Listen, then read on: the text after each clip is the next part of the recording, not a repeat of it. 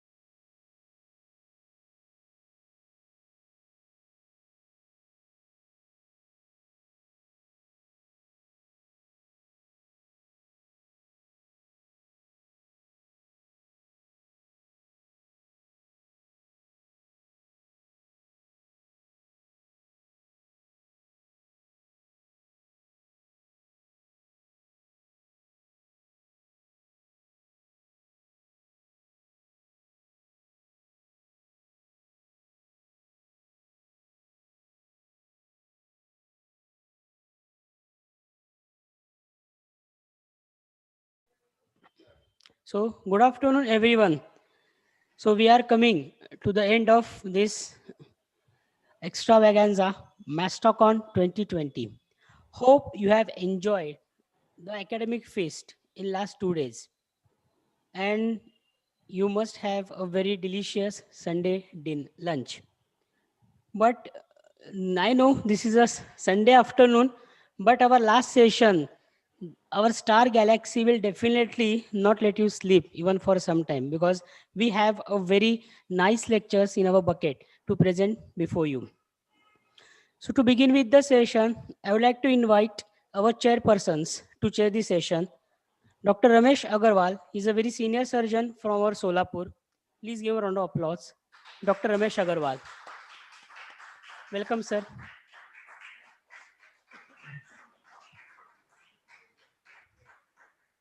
Along with him, I would like to invite Dr. Nihar Burte. He's a psychiatrist, a friend of mine from a Solapur. Dr. Nihar Burte.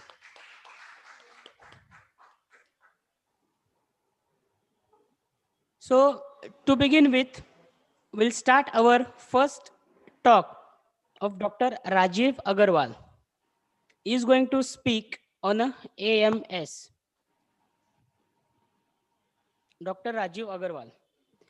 I will take this opportunity to introduce this speaker. He is a basically pediatrician and he is a medical director of Kasturi Medical Care Private Limited, Kasturi Care for Seniors. He is a chairman of IMA MS AMS, national director of IMA HBI, that is Hospital Board of India headquarter, treasurer of AMC Mumbai. He is a recipient of many appreciation awards. So we are very lucky to have him with us to give a brief about AMS. So Dr. Rajiv Agarwal, please you can start sharing your screen and start speaking. Thank you so much. Thank you, sir. First of all, I would like to thank IMA Solapur for inviting me for this grand MASTACON, the 60th MASTACON. I'm really thankful to all the office bearers and organizers of MASTACON, along with IMA Solapur, for giving me opportunity to share some information about AMS. Friends, what is AMS? It is Academy of Medical Specialty. It's a sub-chapter of IMA Maharashtra. All those who are members of IMA can become a member of AMS chapter. For that, you first need to become a member of IMA, because that is a parent body. And if you are becoming a member of IMA, let me tell you, it's not just IMA Solapur or IMA any other branch. It is the state also. You get the membership along with the headquarters. So it's very important. There are many benefits. I'm sure the previous speakers would have enlightened you about the benefits of becoming an IMA member. And with the recent last 9 months of government's role towards doctors, especially allopathic doctors, and the recent Ayush issue, we all know we all allopathic doctors should unite and come together and fight against the government and the policies of the government. For this, we need to increase the strength of IMA along with the chapters also. So, friends, there are few sub chapters of IMA. To be brief, one is the CGP, College of General Physicians. One is the HBI, that is the Hospital Board of India, mainly reflecting the hospitals. And the third one is AMS, Academy of Medical Specialties.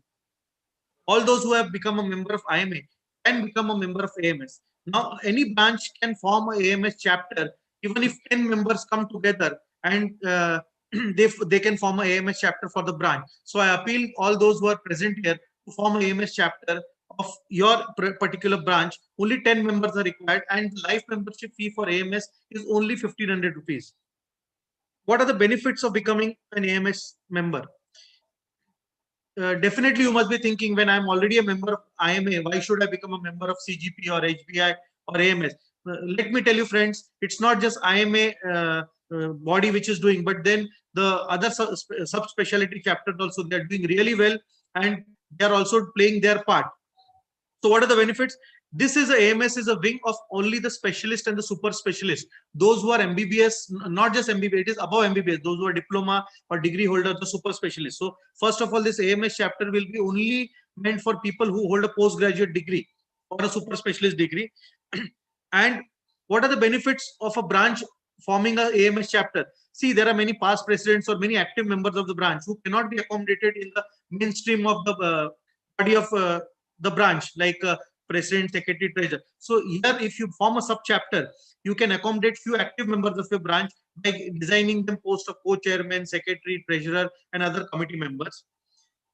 You can hold webinars only for, suppose a hospital wants to hold a webinar only for specialist doctors, the super specialist doctors, or a consultant wants to hold a webinar for a group of specialist doctors, or the other way down, a consultant wants to hold a webinar only for general practitioners. So in this scenario, the Academy of Medical Specialties, or the CGP chapter, that is for general practitioners, comes in use, because as a member of IMA Solapur or IMA Mira Bhayandar or IMA anything, you are entitled to send invitations to each and every member. But then if you are organizing under the aegis of your AMS chapter or the CGP chapter, you can invite only the members of that chapter or the specialist or super specialist. So your meeting can be restricted to only the specialist, super specialist, or general practitioner, whatever is the target audience, and you can get credit point also through the main branch. Similarly, consultants can hold closed door meetings under these chapters to frame policies, like what should be the consulting charges, what should be the other charges, all these things, policy decisions can be made. Then we can organize conferences. The AMS chapter, there is a national conference, there is a state conference. Then you can organize the conference in your branch also, and you can generate funds for your branch. One more important thing is, if you have completed 10 years of your practice in as a specialist or as a super specialist, and if you are a member of AMS and I am a member, you can apply for FIAMS, that is fellowship in AMS, which is given to you. It's a degree which you can write it below your degree, like MBBS, MD, right? You can write FAIMS. This is one important degree, which you can put it in your card. It just shows your experience. Last but not the least, there are awards given to the state chairman, secretary of IMAMS, or even the branch. Like we have nominated this year IMA Pune and Dr. Meenakshi Deshpande for organizing webinars in Pune. Then IMA Mumbai has got an excellent award from IMA Maharashtra for organizing excellent MASTACON. Even Mira Bhayandar has got a award for organizing mini AMS conference. So this way you can get awards also for your branch and for the chairman or the secretary of that chapter for this specialty. And this is all what I can say about AMS chapter. If you have any questions, I'm open to questions. Thank you. That how can we register for this AMS? Sir, this registration is through a branch. There is a separate form. If you want, I'll mail it to this, and this form is also available on the website of IMA headquarters and IMA Maharashtra. You can download it, take a printout. You have to just attach your certificates and a check of 1,500 to your branch. Then the branch will give the state and the national share to the state, and then state will forward it to this. And if 10 members become, if you make 10 members, then you can form a sub chapter of AMS in your branch, and then you can nominate people for the post like co-chairman, secretary, treasurer, committee members of AMS chapter. Similarly, for CGP, you can do. Thank you. Any more questions? Sir, so that was a wonderful description you have given about Academy of Medical Specialties. In fact, though I was a past president of this IMA Solapur, still I am not well versed. But to tell you, we are already formed a Academy of Medical Specialty in Solapur. Already we have 45 members, and 200 in 2018 we also had a meeting. So I request all Solapur super specialties, they should join this AMS Solapur. Thank you. In fact, sir, with this Ayush issue coming up, all the consultants and general practices also need to come. Government is hellbound on mixopathy, so we all need to come together and fight against the government. In fact, today at 3:30 there is a meeting called for all the local branch presidents and secretary by IMA headquarters to discuss this along with the CWC members and office bearers of Maharashtra to discuss it. This is exclusively for Maharashtra, today's meeting, to discuss about this mixopathy and Ayush issue, and how we can take it forward. Thank you, sir. We would like to give you an e-memento. So can we have a... Thank you.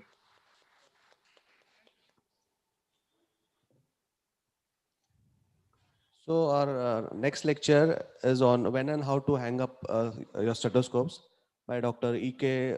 Sangadevan. So I would request Dr. Sudhanshu to give a brief introduction about our speaker. Yes, Dr. Raju, fantastic demonstration of the AMS. So, Dr. Sagadevan, Vanakkam. I would like to take this honor to introduce and to welcome this magnificent personality on our digital platform of MASTACON 2020. When I was going through his biodata, I actually got confused what to include and what to exclude. Such a magnificent personality, and I think we are very lucky to have him with us for a few minutes, and yes, definitely ahead also. So to begin with, he has done his UG from Coimbatore Medical College, followed by his Master in Surgery from Kasturba Medical College, Mangalore. He is working as a founder and director of Lotus Super Speciality Hospital and Research Center, a 200-bedded setup with all facilities under one roof. It is the first and the only one, a super specialty hospital in the Erode. He is a managing director of Sanjeevani Healthcare and Lotus City Scan. He is a publisher of Lotus Medi Magazine. It's a monthly bulletin of a scientific session of his hospital. He's a charter president of Erode Rotary Club of Central. He's a district chairman in Trauma Care. He's a district governor of RI District 3202 in 2009 and 10. Next. He has many awards to his bucket. If I started reading the names of the award, I think we'll have the insufficient time with us. So he's a many awards to his bucket. He's the editor of many Rotary magazines. He's a district trainer for 3 districts in 2017, 18, 18, 19. He's a member of India National Polio Plus Committee and End Polio Now Coordinator for Zone 5. So I would like to take this honor to welcome you on our dais, Professor Dr. Sangadivan, and please share your screen and start guiding us. We are eager to hear you. Please welcome. Happy day. Good afternoon to the senior doctor present here, Dr. Ramesh Agarwal, Dr. Nihar, and my good friend, Dr. Sachin Jama, the laparoscopic surgeon of Solapur. I'm very happy to be here with you all in this MASTACON 2020. What a wonderfully organized, and this gives an opportunity for many doctors to see all over the world. IMA Maharashtra State Conference, and my congratulations to the host IMA Solapur branch. Today we will discuss about how to and when to hang up your stethoscope.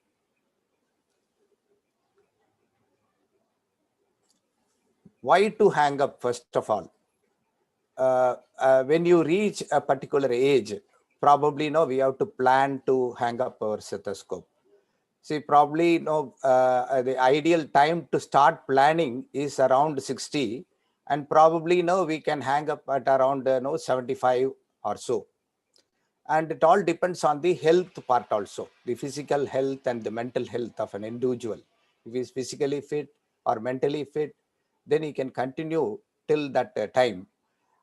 If there is he is not able to cope up with the current trends, not able to learn the latest art, or not ready to unlearn the previous thing and relearn, and he has resistance to change to the present scenario, so then he can think of he has to hang up his stethoscope.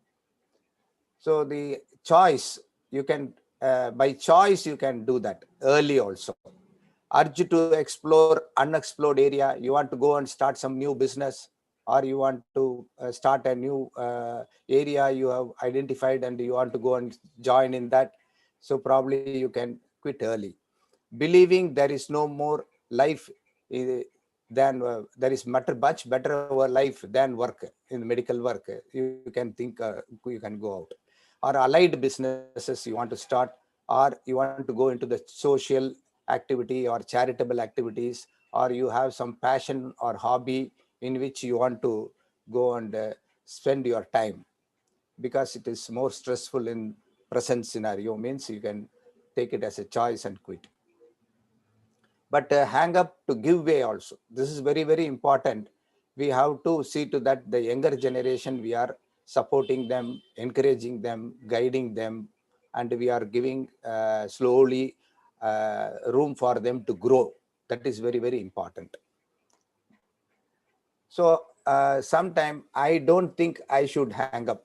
Many people think that no, I don't want to hang up because I'm still fit. I'm physically fit, mentally fit. I am strong. Even though I am 75, I am 76, 77. I am very strong.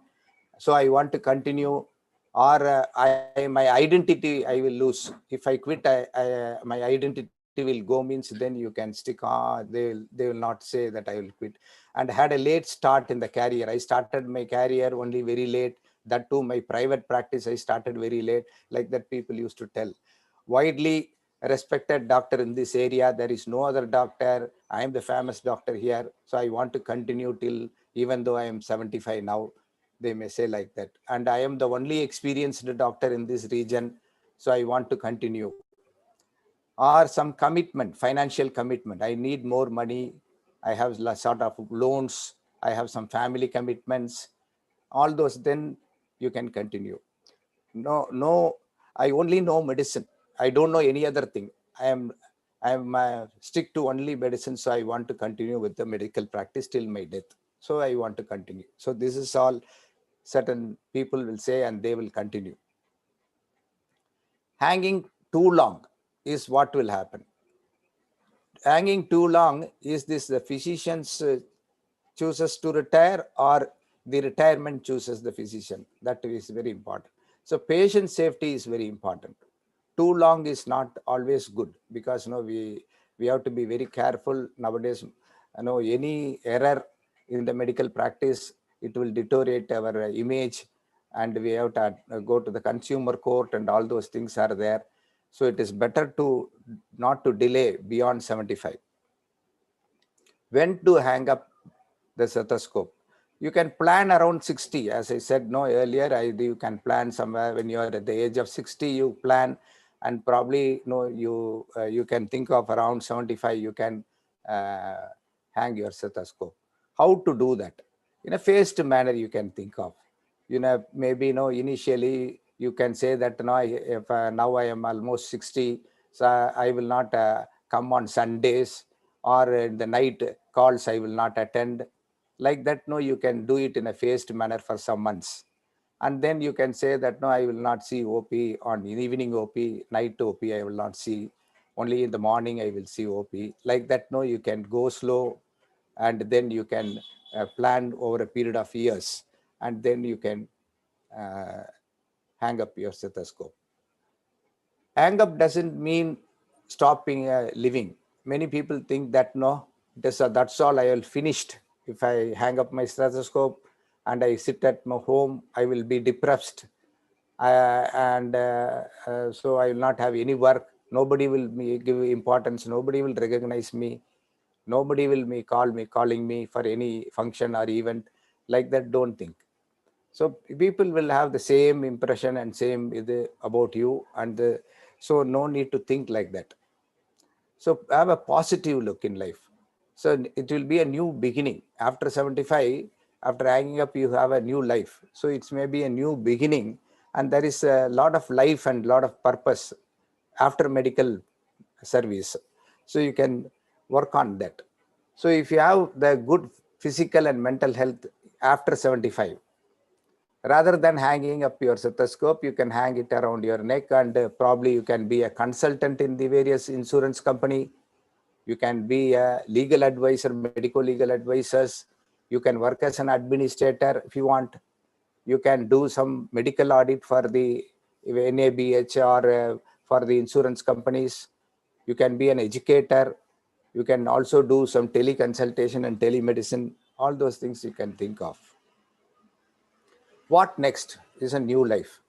You can see that the Aravind Eye Hospital, the founder, the founders, they have quit after 40 years of their practice. They have quit, and they have started. Dr. Nachiar has started the farming, RO farm, 80 acres of land she purchased, and she was doing organic farming there. And Dr. Namberumal Sami, he is now into the research. He has joined in a research unit, and he is helping the research in the research unit. So you can think of in the new life doing community services or some hobbies. If you have, you can do that. You can go around the world and see the world, the nature, enjoy the nature. And you can also start some businesses. There may be medical related business also, or a dealership, something like that you can also start up. So how to hand over a hospital in a management setup? If you see, if you have a small hospital or medium-sized hospital or a bigger hospital, a family-owned hospital, then if you, after your practice, if you want to, how to hand over to the other generation. For example, the Aravind Eye Hospital, which was started in 1976, they, since inception, they have done almost around more than 6 crores of patients, outpatients they have seen, and they have done around 78 lakhs of surgeries. And every year they are doing 4.5 lakhs of surgeries. Now their management, they have had, how they have come handed over to the next generation, we will see. So first is you have to do a succession planning. You plan it well in advance. It is a family owned business, means right from the beginning, when your children are around 10 years of age or 15 years of age, you can start plan well in advance. Maybe 10 to 15 years you have to have a planning, so before you hand over. So present you have to give the option to your children. No, don't put it as a pressure. You give it as one of the options, that whether you want to continue go for medicine, or you want to continue and take over this hospital. All these things you have to discuss in the early stages, and look for his talent, his passion, his skills. All those things depend on that. You can plan. So between the age of about 5 to 10 years of planning is required. The preparation and communication are the key. Very, very important is you have to discuss with the future generation. Talk to them and prepare their mind and make them get ready. If they are interested, then ask them to study well in the +2 and ask them to get the NEET exam and go to the medical school. And all those things, you have to plan and guide them. A smooth handover to the young generation is very, very important. So we have to see that. So get outside after finishing their graduation. If they want to come and take over, or their MBA and they want to become an administrator, ask them to go and work in some other hospital or some other industry, get exposure, work under with some other professor, and then learn how they are doing it. And after some year, they can come and join our hospital. So higher when they are joining in our institution, the family institution, they have to join as an employee in one particular area. We can give him an assistant purchase manager, or if he is a non-medical, or if he is a medical, then you put him as a junior doctor. Something, step by step we have to go.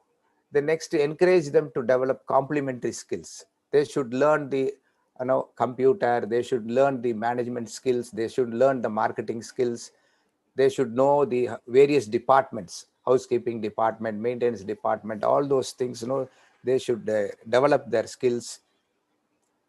And we have to teach them the foundation, how history of the hospital, how we started, who are all the shareholders, who are all the board of directors, and what is the value of our culture, what is our culture, what is our value. All those things we can tell them. Balance the outsiders and insiders in the top management. You have to have not only the family members. All family members is not good. Better to have some outsiders also in the management, in the top management, so that they will give their open view of what the community is feeling. So it is better to have outsiders also in the management.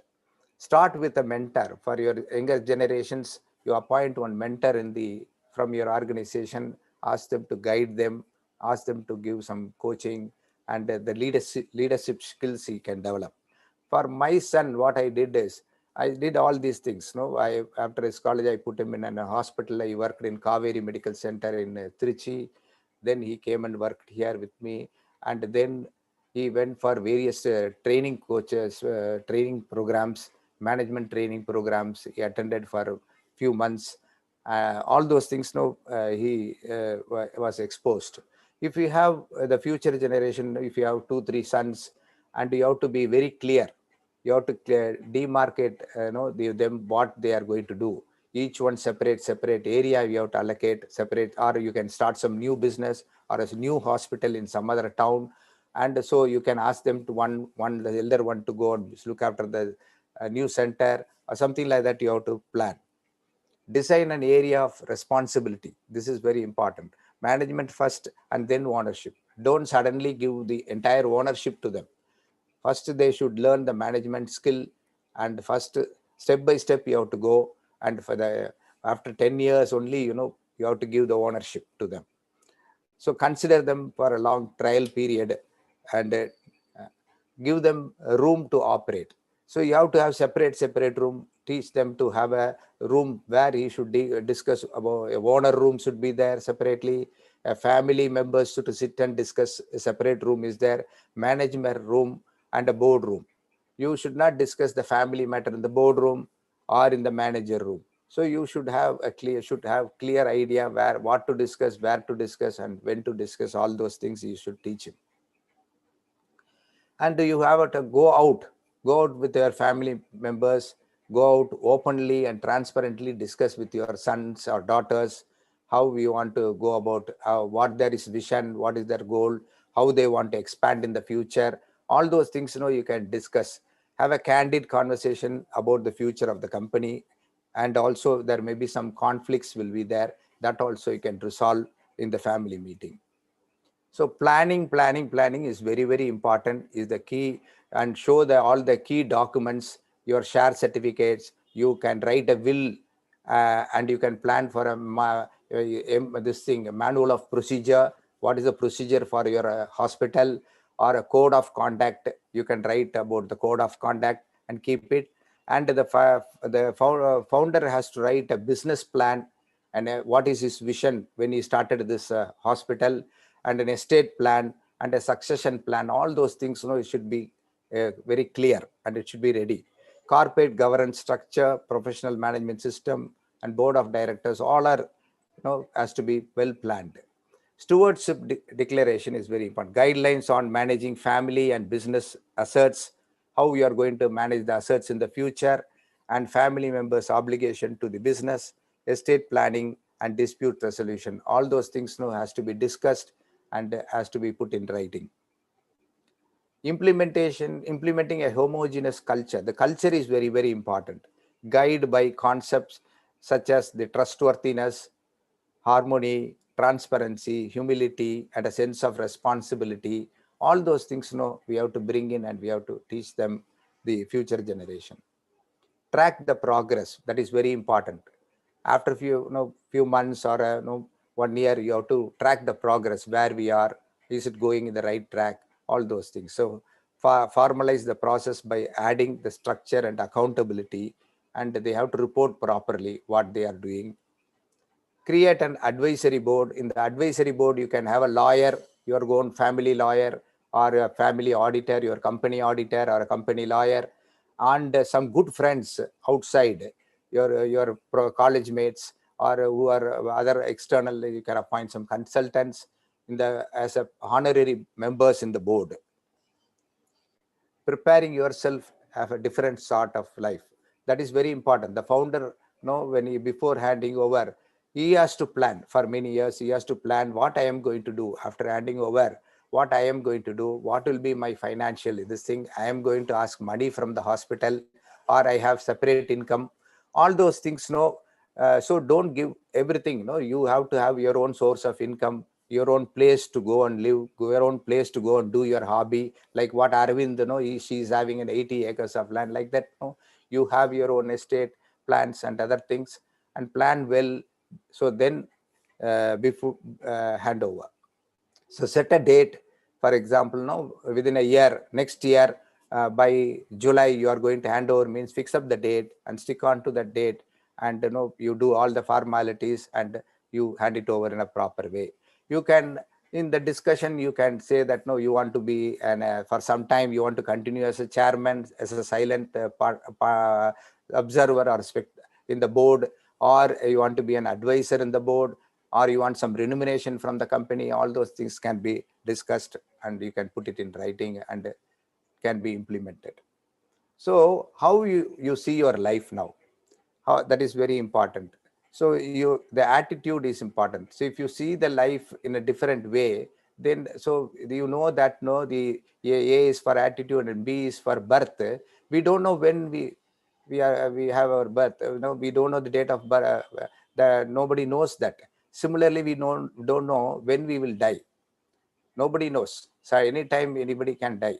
So we have to plan what is in between. In between birth and death, there is choice. Every second we have a choice to live, whether you want to live in a good way or in a bad way. So what will matter? Living a life what that matters. That is very important. I want to say a few lines from this poem from the Michael Josephson. That is, you are ready or not, someday it will all come to an end. This is what the first line of the poem says. Whether you are ready or not, someday it will come, all will come to an end. So there will be no more sunrise or no minutes, no hours or days. So all things you collected, whether treasure or forgotten, will pass to somebody else, someone else. Whatever you have collected, it will go to somebody else. So the wins and losses that once seemed to be very, very important, we have cherished, will fade away. What will matter is not what you bought, what you built is very important. So how you are building your family, you are building your career, how you are building your this thing, hospital or your own infrastructure. What will matter is not what you got, but what you gave. So in life, what we gave is very, very important. So give give your love, give your affection, compassion. What will matter is not what you learn, but what you taught. So we have to teach everyone.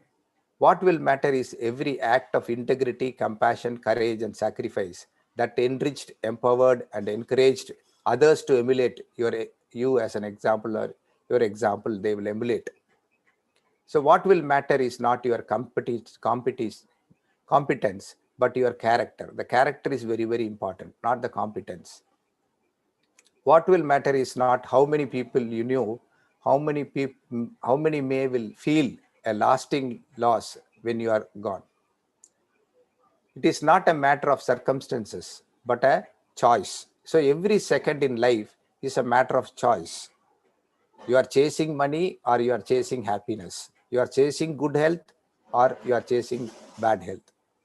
So choose to live a life that matters. You want to be like an ice cream. It will melt. Before melt, you want to enjoy. So before you die, you want to enjoy your life. You can enjoy. Or if you want to be like a candle, you want to give light to others. Before you melt, you want to give light to others, and you want to light other candles. So you can be like a candle. So its choice is yours, whether you want to be like an ice cream or you want to be like a candle. So that is the poem. So live a happy life and with a purpose. Always we have to have a purpose in life. So conclusion, plan ahead, be candid with your family and staff, and successfully transfer your business to the next generation. Good luck to you all. This is on Apollo, how they handed over the Apollo hospital to the next generation, how they handed over the Aravind Eye hospital to the next generation. So don't hold on for long years. Hang up at the right time. So don't delay. There is a wonderful life other than this medical profession where you can shine even much better than what you are doing now. So stay physically and mentally health, be active, and good luck. Wish you all good luck. Thanks for the opportunity given to me. Thank you all.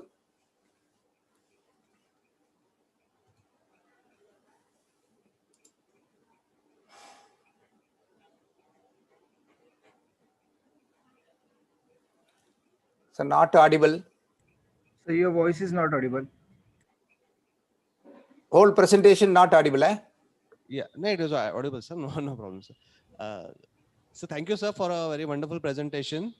It will definitely help a lot of us who still have to retire, and also to make amends in people who are yet to retire.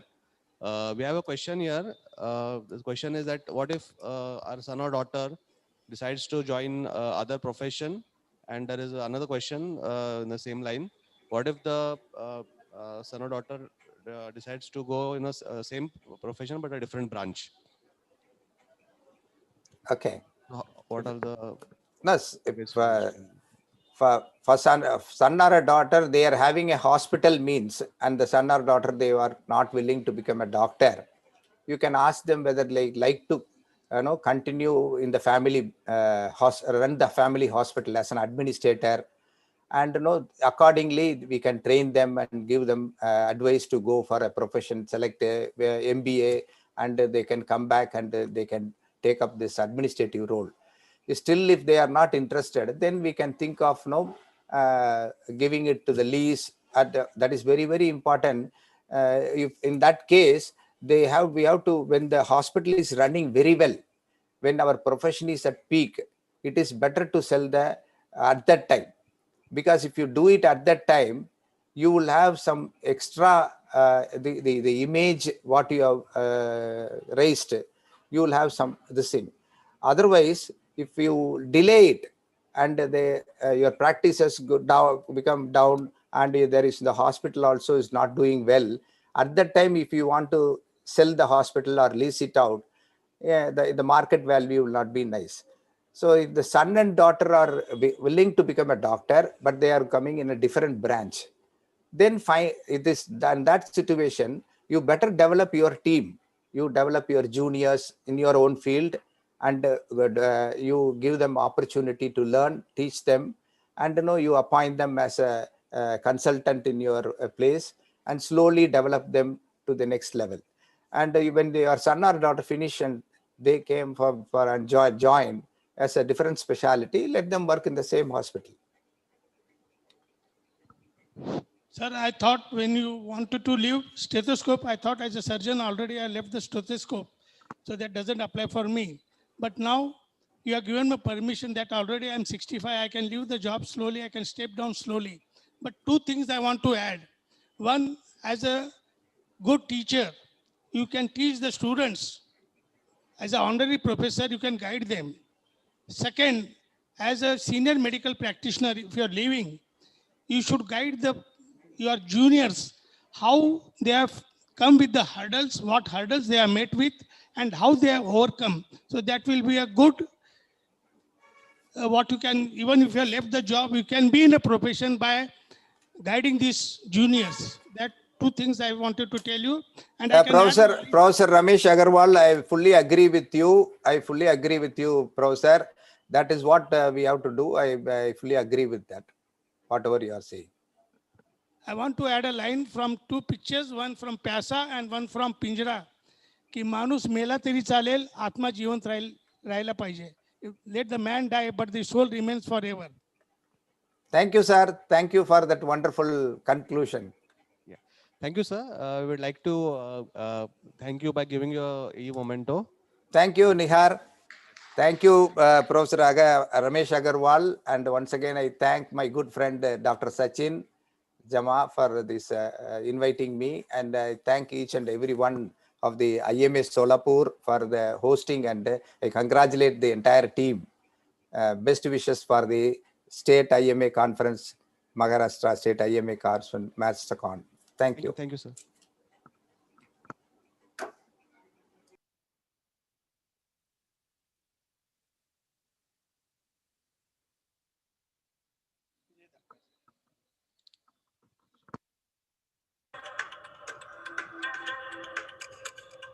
A short video about our sponsors.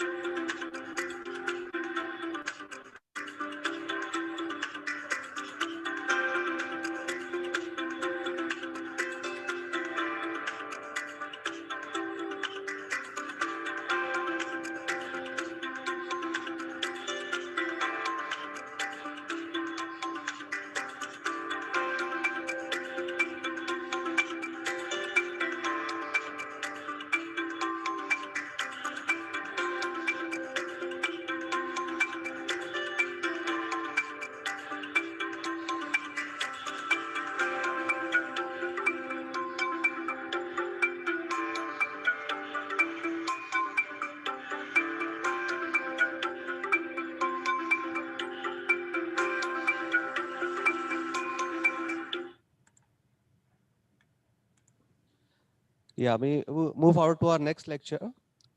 The lecture is on burnout syndrome, work-life balance by Dr. S. Rajasekaran. Can we have sir's CV?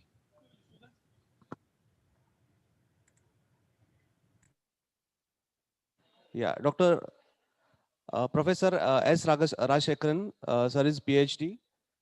He's the chairman, Department of Orthopedics and Spine Surgery at Ganga Hospital. Sir is also chair at AO Spine International Board. Sir is past president of SICOT, International Society of Orthopedics and Trauma. He was a past chair, uh, past president at the CSSR AP, adjunct professor, Tamil Nadu, Dr. MGR Medical University, Hunterian professor at Royal College of Surgeons, England, past president of the Indian Orthopedic Association, past president of ASSI, and past president of ISIS, Canada. So I would like to request sir to start with his presentation after sharing his slides.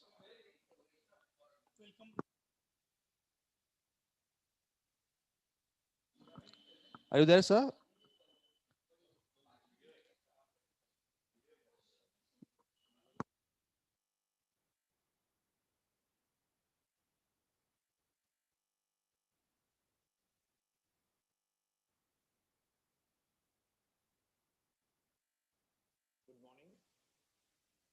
Yes, yes, yes, sir. Invitation to participate in MASTACON 2020.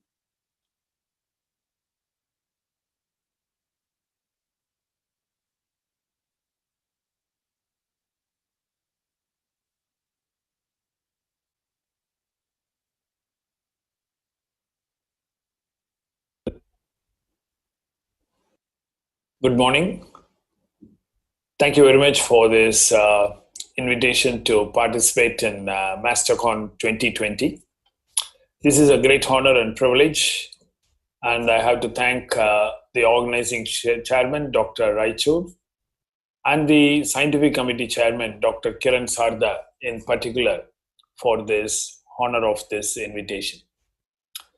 Now, I'd like to talk on something which is very important and which is being discussed very heavily in the medical field today.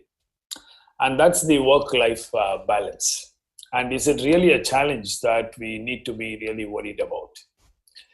Now, before I start, I would like to say surely that work-life balance is completely different from person to person.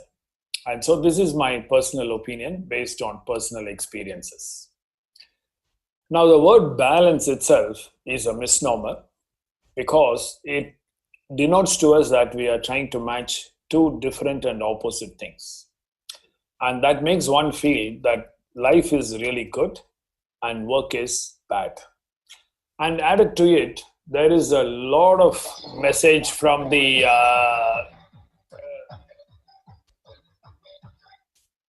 messages in the WhatsApp groups and social media, which makes you feel that on the weekend you feel so good. But actually, on a Monday morning when you go to work, you feel like that, which makes you feel that work is really, really bad. So this work-life balance is being perpetuated as a wrong and new concept. And the value of work and what is life, you always learn it from others, your mentors, people whom you move with. And for me, my concept was actually from my parents. I would like to tell the story of my parents. My father was 51 years when he built the Ganga Hospital. At that time, it had only 17 beds and 2 operating rooms. And then he built the next, at 56 years, he made it 42 beds and 4 operating rooms. And at 61 years, he made it 135 beds with 6 operating rooms. And when he built the new block, 420 beds with a large number of operating theaters, he was 75 years. Now, not only that, he registered for a PhD in Tamil literature when he was 79 years old and completed it at 82 years and became the oldest PhD candidate in the university. My mother is also above 80 but she manages all our institutions. She powers and plans our aspirations. She keeps the teams together. And 2 years before, she planned and powered a big expansion of the hospital. Now, both of them are 85 years and beyond, but very young in their mind, and also very happy and always working. And for me, they are the most perfectly balanced people I have ever seen. And I have no doubts to say that work and being involved in something very creative and productive is what has made them what they are. So work, performance, and achievement have given them happiness. I can only say that fortunately in their times, there was no WhatsApp, no Facebook to tell them that they should not work hard and they should retire premature. And that is the reason why they are so productive and very happy. Now, if you look at all the younger doctors, in the beginning, everybody is together. And for all our wants in life, we all want a good name in the society. We want recognition, we want fame, we want wealth, we want family needs to be met, and we want to have good health. And what gives us all of these? If it is not work, what will give us all of these? Now, if you look at all your role models and heroes, it may be anybody. It can be a sports person, it can be Steve Jobs, it can be Bill Gates, or it can be your surgical mentor. They are all from different fields, but you will always notice that they have one thing in common, and that is hard work. They were all capable of hard work. Now, this is Richard St. Johnson. He actually conducted a huge 10 years of research and had 500 face-to-face interviews with people who were very successful, worldwide famous in different fields of life. And these involved from accountants to writers to athletes to psychiatrists to developers and genetics. And he concluded that there's only one important lesson he learned for success. That is, successful people work very, very hard. Now, Bill Gates actually was one of the initial persons who was interviewed, and he said that nothing gives him happiness like hard work. He worked most nights until 10 p.m. And in the first 7 years, he took only 2 weeks off, and one of it was for his wedding. Now, the other famous person, Martha Stewart, said, I am a real hard worker. I work all the time. But more importantly, she said, I also find great pleasure in it. And Winfrey Oprah actually said, I never would see the daylight. I would come to work at 5:30 in the morning and leave at 8 p.m. when it was dark. So for many years, I never saw daylight. So there is no issue with this, no doubt, that if you want to be successful in life, that will not come without hard work. So hard work is more important than talent. Talent is there in many, many people, but we would find that many of them are wasted talent because they are not working really very hard.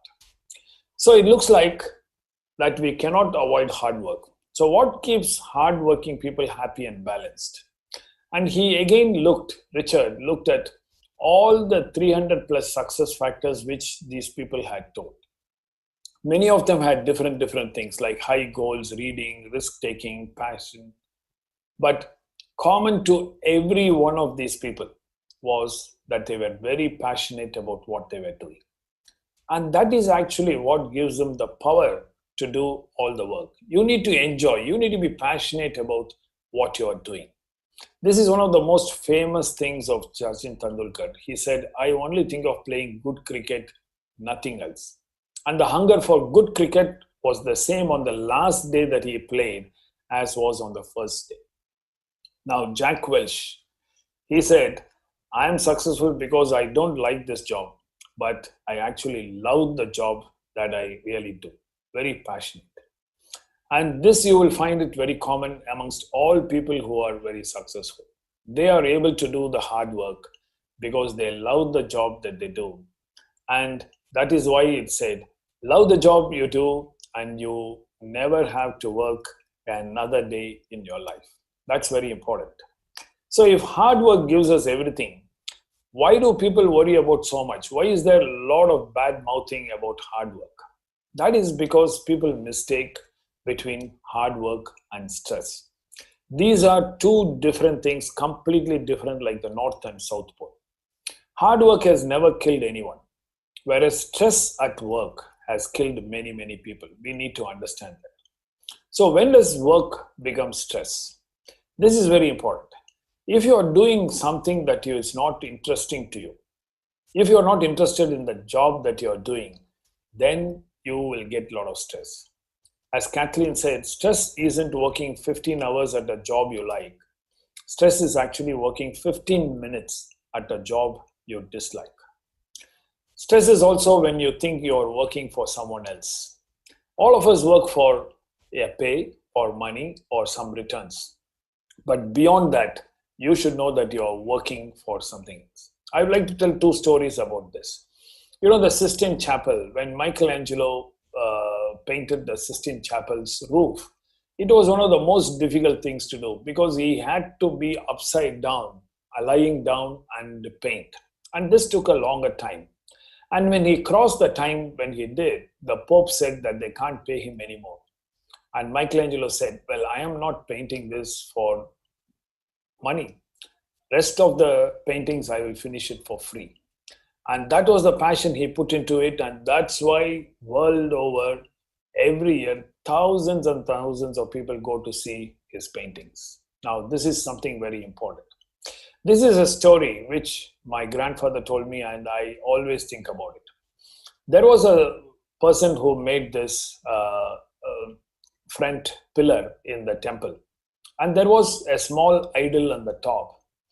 And there was a small flaw in that. And when the whole pillar was constructed, then the person found out that there is a flaw, and he said he had to do the whole thing again. Everybody told them, this is at the top, people are looking at it from bottom. Nobody will know that there is a problem at the top. But he said, nobody will know, but I know that there is a problem, so I have to redo it again. So that is the passion which makes them work. Stress in work also comes from monotony and professional fatigue. I think this is very important reason which is not recognized.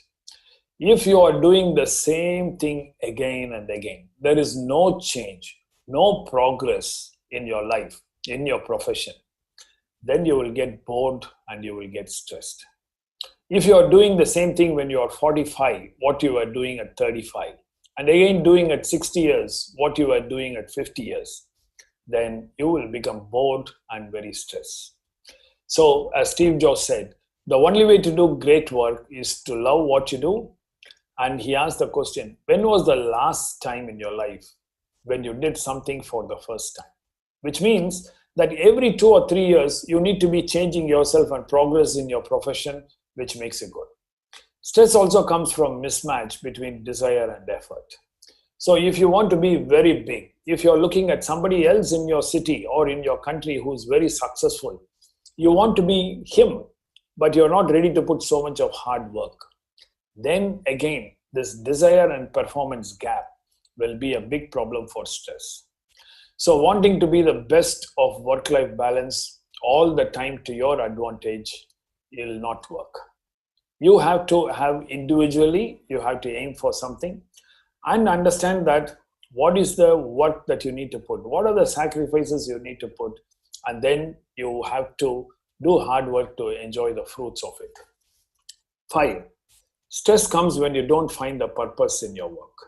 When there is simply like going to the hospital, doing the same thing again and coming back, this is going to be a really, really stress. You need to find a larger purpose beyond your work. This is very important. If you see the larger picture, then work will become very, very interesting. For example, I show this to all my residents. If you have a child like this who's coming to night 11 o'clock and you're on call, and then you can look at it like this. Oh, I have to do resuscitation, I have to fix the humerus, I have to debride, I have to do the brachial artery repair, and then the nerve repair, and then the soft tissue cover. If you look at it, it looks like work, work, work, work. But if you look at it a little differently, if you can think, I am going to give back the right arm to a 10-year-old girl. She will play with her classmates as before. She can be normal, have her own dreams. Her marriage will be not a problem. And there is going to be a family who is going to be grateful and praying for you ever. That changes the whole perspective. And you will find an enjoyment in your work. So what you do every day, you need to see the larger purpose than looking at your work as just a work.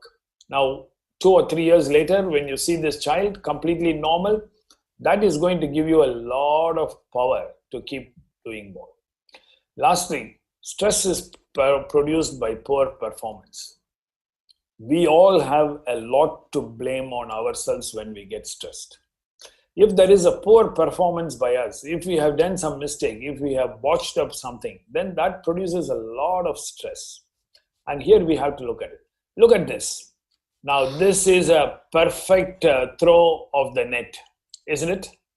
And compared to this, here is another person who is throwing, and you can see what happens over here. Now, this is what happens when you have a poor performance. So, no point in blaming others. If you have done something wrong, if you are not performing correctly in your work every day, you need to get trained and you need to be sure that you are performing at the highest level of your activity.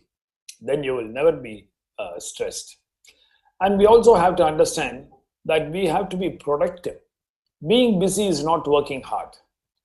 As Winston Churchill said, all activity is not productivity. My dog Rufus has no time to sit, but I cannot say that his achievements are big at the end of the day. Many of us do not plan our day. Many of us do not have time management. We keep doing things wrongly. We keep repeating things, and then we get too busy. And this low productiveness will hurt us quite a lot. And also avoid dramas in life and work. You need to be calm and quiet when things are going wrong. You need to take charge. You need to think clearly of what to do and how to do and come out of it rather than producing drama in life. So I think we can really conclude. If you want to be successful, if you want to achieve something, you have to do hard work and you have to have passion in what you're doing. You need to have your whole thing planned and done very well. So that is for work. Now, what about life? This is also very, very important. Just not our professional success, but having good health, family, faith, love, good finances, lovely relationships in life, learning and recreation. All these are also very, very important. We have to be very strong here too. If anything is wrong in any of the above that we discussed, in the family, in your health, in your finances, in your relationship, you cannot excel in life. Because this is the truth of life. You cannot excel in one aspect of life only. Because when people are struggling in one area of life, you will be pretty stressed in every other areas of life. So you need to be very strong. Now, have a wholesome life. Now, this is the 5 rubber balls that they are talking about. Now, work is a rubber ball. If there is a temporary lowering of the work, it is like a rubber ball, it can bounce back. But your spirit, your friends, your family, and your health, they are like glass balls. If they get broken, they can't bounce back. So you need to pay a lot of attention that these are also looked after. And the best way to, what is your power? What is your foundation in life? And that's your family. Now, for all the men doctor who are listening to this, I would like to say, the whole balance of your life is in one single person, your wife. That's why I always said, if you have a very well-balanced relationship with your wife, then your life itself is very well balanced. So work-life balance is actually work-wife balance. If both you and your wife, your life partner, are together in your dreams, in your ambitions, and in the goals of your life, and what sacrifices you may need to do for it, it is good. Now, there is a lot of unhappiness and sometimes in marriage, but you should not blame it all on work. Because happiness with your spouse has nothing to do with the time available. If one with a wife or the wife with the husband, you are happy soulmates, you will enjoy and savor the time that you're together. whether it is little or more. If you are not happy with each other, the more time you have together, you may find that it is more dangerous and it leads to more fights. So happiness is an individual thing. It doesn't have anything to do with your work. Happiness in marriage is a very, very personal and individualized thing. If you think that you have an unhappy marriage because of work, think again. There are so many other factors must be, and you must clear them to make it. Family does need quality time. It is not actually going back to home from work early. That is not family time. If you go early and then sit in the front of the television, or you switch on your WhatsApp and you're glued to your phone, or you are sitting and talking only to your friends and not to your children, you are not participating in their life, then that is not quality time. If you are quality time, it's enough if you spend more than an hour or an hour and a half with the family every day. That's more than enough. And what about children? Children are very, very important. They are your future. You need to invest in them. But also one more thing. Children learn about work-life balance from their parents. If you go home every day and keep complaining about work, if you keep grudging about your work, if you are always a whiner about work, your children will also learn to whine about work and they'll become failures. Always talk high of your profession. Always talk high of the sanctity of doing good work. Always talk of being involved in work to children so that they get a good attitude. I have found many of my doctor friends, they will very proudly say, I don't want my children to be doctors. When I ask them why, they'll say, why do they need to do hard work? But you know, if you really see, auditors, IT people, business people, everybody work much harder than doctors. Everybody works very, very hard. So you have to give a proper perspective to your children about work-life balance. Don't go home and work everything. Preaching by example to work hard and to have good core values is the best gift you can give to your wife. Also, working hard does not mean having no free time. You can segregate your time into where you will work hard, and 10 to 12% of your time you can give it for your passion. You can develop auxiliary skills, one additional passion. It may be sports, it may be travel, it may be reading books, it may be music, it may be nature. But these things have been known very well to be very, very good. Lastly, be in balance by being off balance on purpose, which means you need not be always perfectly balanced. Life has many situations where you have to go off balance on either side. Now, if you're doing an exam, then you need to be completely off balance towards preparation for the exam. Once you finish your exam, then you can slightly tilt off balance towards the family. If your wife is pregnant or there is a family health issues, then you have to be completely off balance. So you should not stick to one straight line between work and life. You actually should not be like this at different points, but you actually have to move on different aspects and come back to the other side so that in an average, your work-life balance is balanced. This is very, very important. And you need to, at every point of your life, think of, at this point, what is important for me? This point, what is going to affect my life? And there is no harm of being balanced, off balance to the other side and then coming back. Lastly, we can work in different orbits in life. We need to, each of us, know which orbit we want to play as an individual person. Whether you want to be a very successful surgeon within your city or within your state, you want to be known nationally, do you want to be big association presidents, do you want to be an internationally known person, do you want to do research, publish many papers? So you first need to decide what is your energy level, how much you are able to work, what is the family situation, and this will differ from person to person. So there is no one common work-life balance. So you need to be careful. So this is one of my most favorite posters. Work and life perceptions vary from person to person. So Charlie is saying, we only live once, Snoopy. And this is something which is always told to all of us. We only live once. But Snoopy is telling, wrong. We only die once. We live every day, which means that every single day that we live, we need to look at how to make it useful for us, useful for others, productive for the family, and you need to be really active and working hard so that. Lastly, don't fall for propaganda that belittles work. You will be the loser. Nothing having like satisfying work is the greatest stress for all. If you are a failure, the greatest fall is when you fall in your own eyes. Remember this, if you do not work hard, if you are not successful, even your family will not respect you. I mean, the wife who talks, whom we always think needs a lot of time from us. They always need a lot of time from us, but they always want a successful husband also. Children need some time. You need to give them. But they need a father who's successful, to whom they can look up to, not look down. So don't think work is very unimportant. And remember that work and stress are two different entities. The reason why worry kills more people than work is that more people worry than actually working. And that's very, very true. Lastly, happiness is basically a personal issue.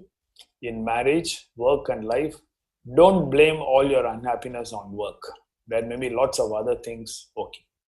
And finally, for all people who are thinking that you're overworking and you're overworking for others, I have one simple advice.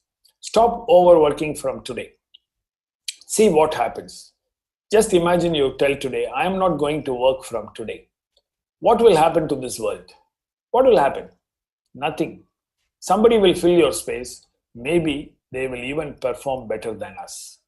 So we need to know that we are actually doing work for ourselves.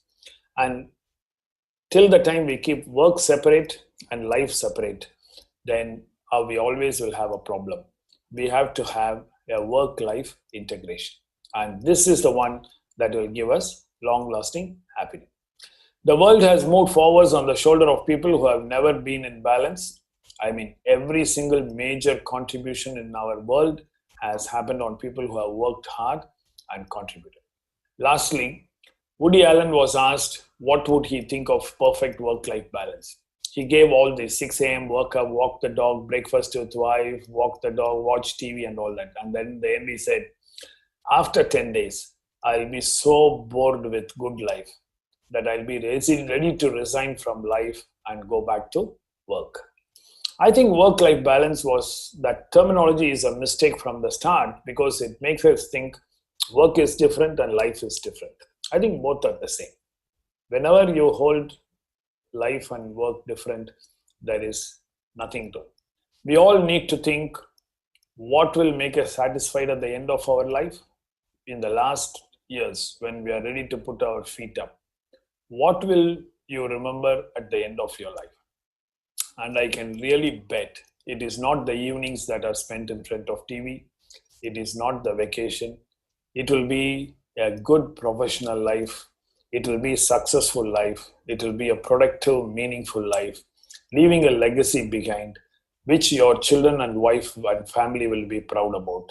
And also, in this balance, make sure that there is a big piece of the cake, your time, that you will spend quality time with your life. So thank you very much for this opportunity. I am really happy and honored to be with you today, although by Zoom, and I hope this was useful to the younger surgeons. So thank you very much.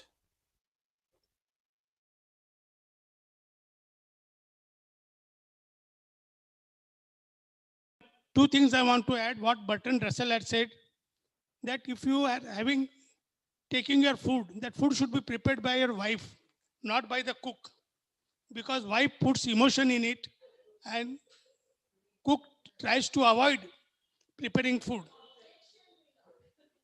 And second, what he said, that when you are on your dining table, never talk or never read books. You should enjoy your food. So that is the thing that can remove most of your stress. And last I want to add is what Bhagavad Gita said, कर्मण्य राधिकावस्ते महाफलेषु कदाचन. कर्म किए जा, फल की इच्छा मत करे इंसान. So if you enjoy your work, I don't think that your life will be stressful. Thank you, sir.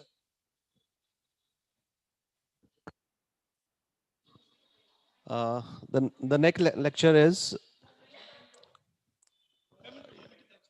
yeah, we would like to thank sir by giving a memento.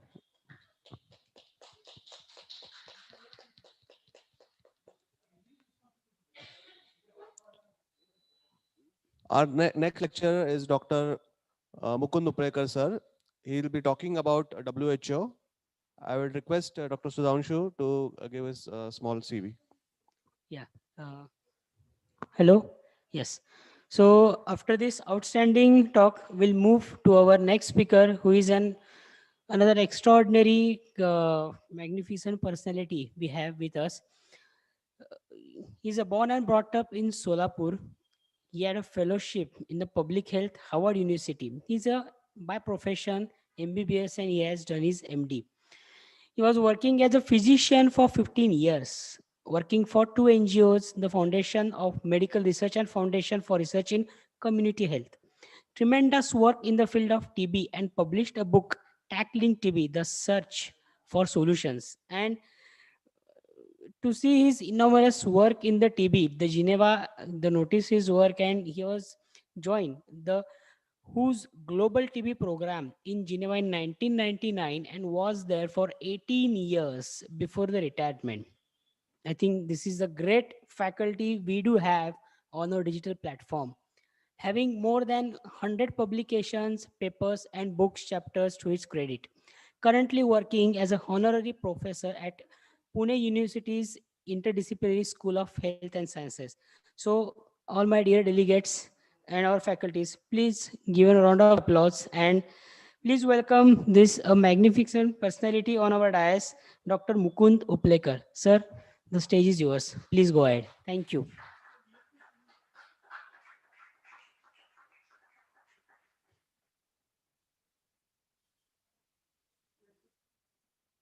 Are you there, sir? Yes. Can you share your slides, sir? Can you hear me? Yes, sir. No, I don't have any PowerPoint. So will I be seen to the audience or no? Because I'm going to just give a talk. Okay, sir. Okay, sir. So can I start? Yes, sir. Okay. Well, thank you, Sudhanshu, for your kind words.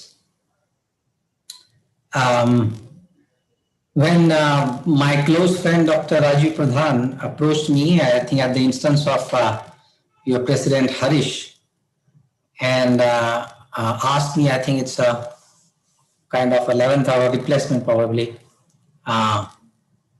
if I could talk not about any technical aspect, because as Sudhanshu has shown, I have worked a lot in TB and in some other public health areas. But if I could talk,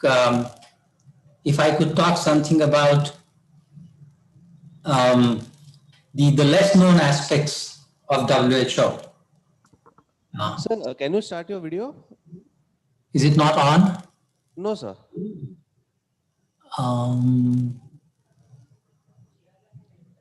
Yes. Yeah. Now it says cannot start video.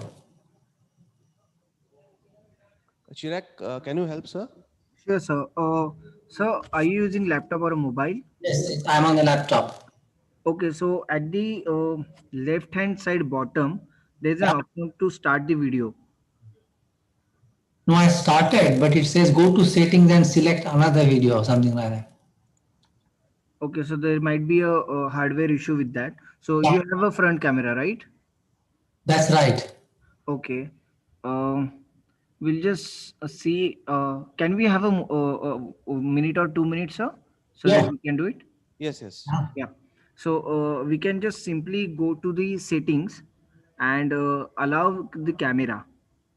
Okay, I'll go to settings.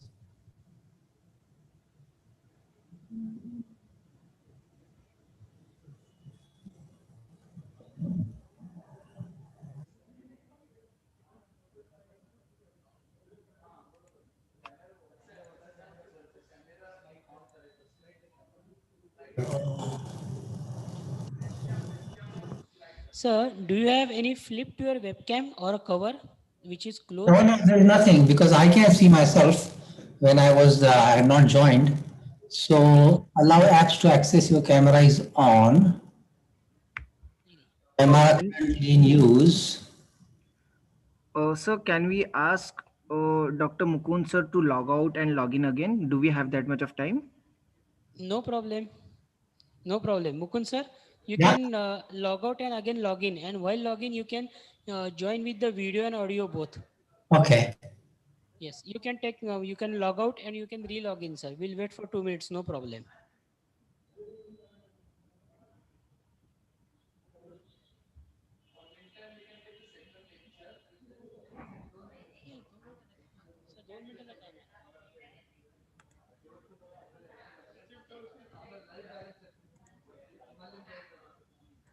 Chirag, has he logged out?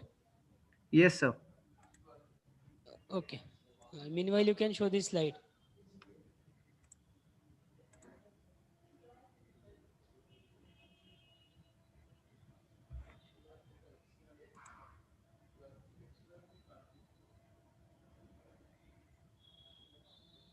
Has he logged in? Not yet, sir. Yes, he's just logged in. Yes, we can see him. Can you see me? Yes, sir. Yes, sir. Very nice. Great. Yes, nice to see you, sir. Same here. Thank you. Okay, good. So thanks again, Sudhanshu and Harish, and for inviting me to join this virtual conference of the Maharashtra Indian Medical Association. So as I was saying, Harish and Raju Pradhan wanted me to talk about things which are less known about WHO, because the WHO is in a lot of news these days, but not all people have the right kind of information. So in view of my spending a lot of time in WHO, thanks Harish for suggesting this catchy title, who is WHO. And I asked him to add that ex-insider's perspective. He was saying, why not just say insider? Why ex-insider? Well, I think, imagine, for example, an insider's account of the US government under the Trump administration and the same under Obama administration. It's bound to be greatly different, right? So I am no longer active current staff. I retired 3 years ago. So I think it's important for people to know that this is an ex-insider's account. Now, firstly, this is going to be a very informal kind of a conversation. So if you're looking forward to in a technical presentation, it's not going to be. This is just basically telling you about WHO, what it does, and things like that. As I said, I intentionally did not prepare any PowerPoints. When you are working for WHO, especially in Geneva, you spend time either preparing for a PowerPoint or making a PowerPoint presentation or listening to and watching somebody else's PowerPoint presentation.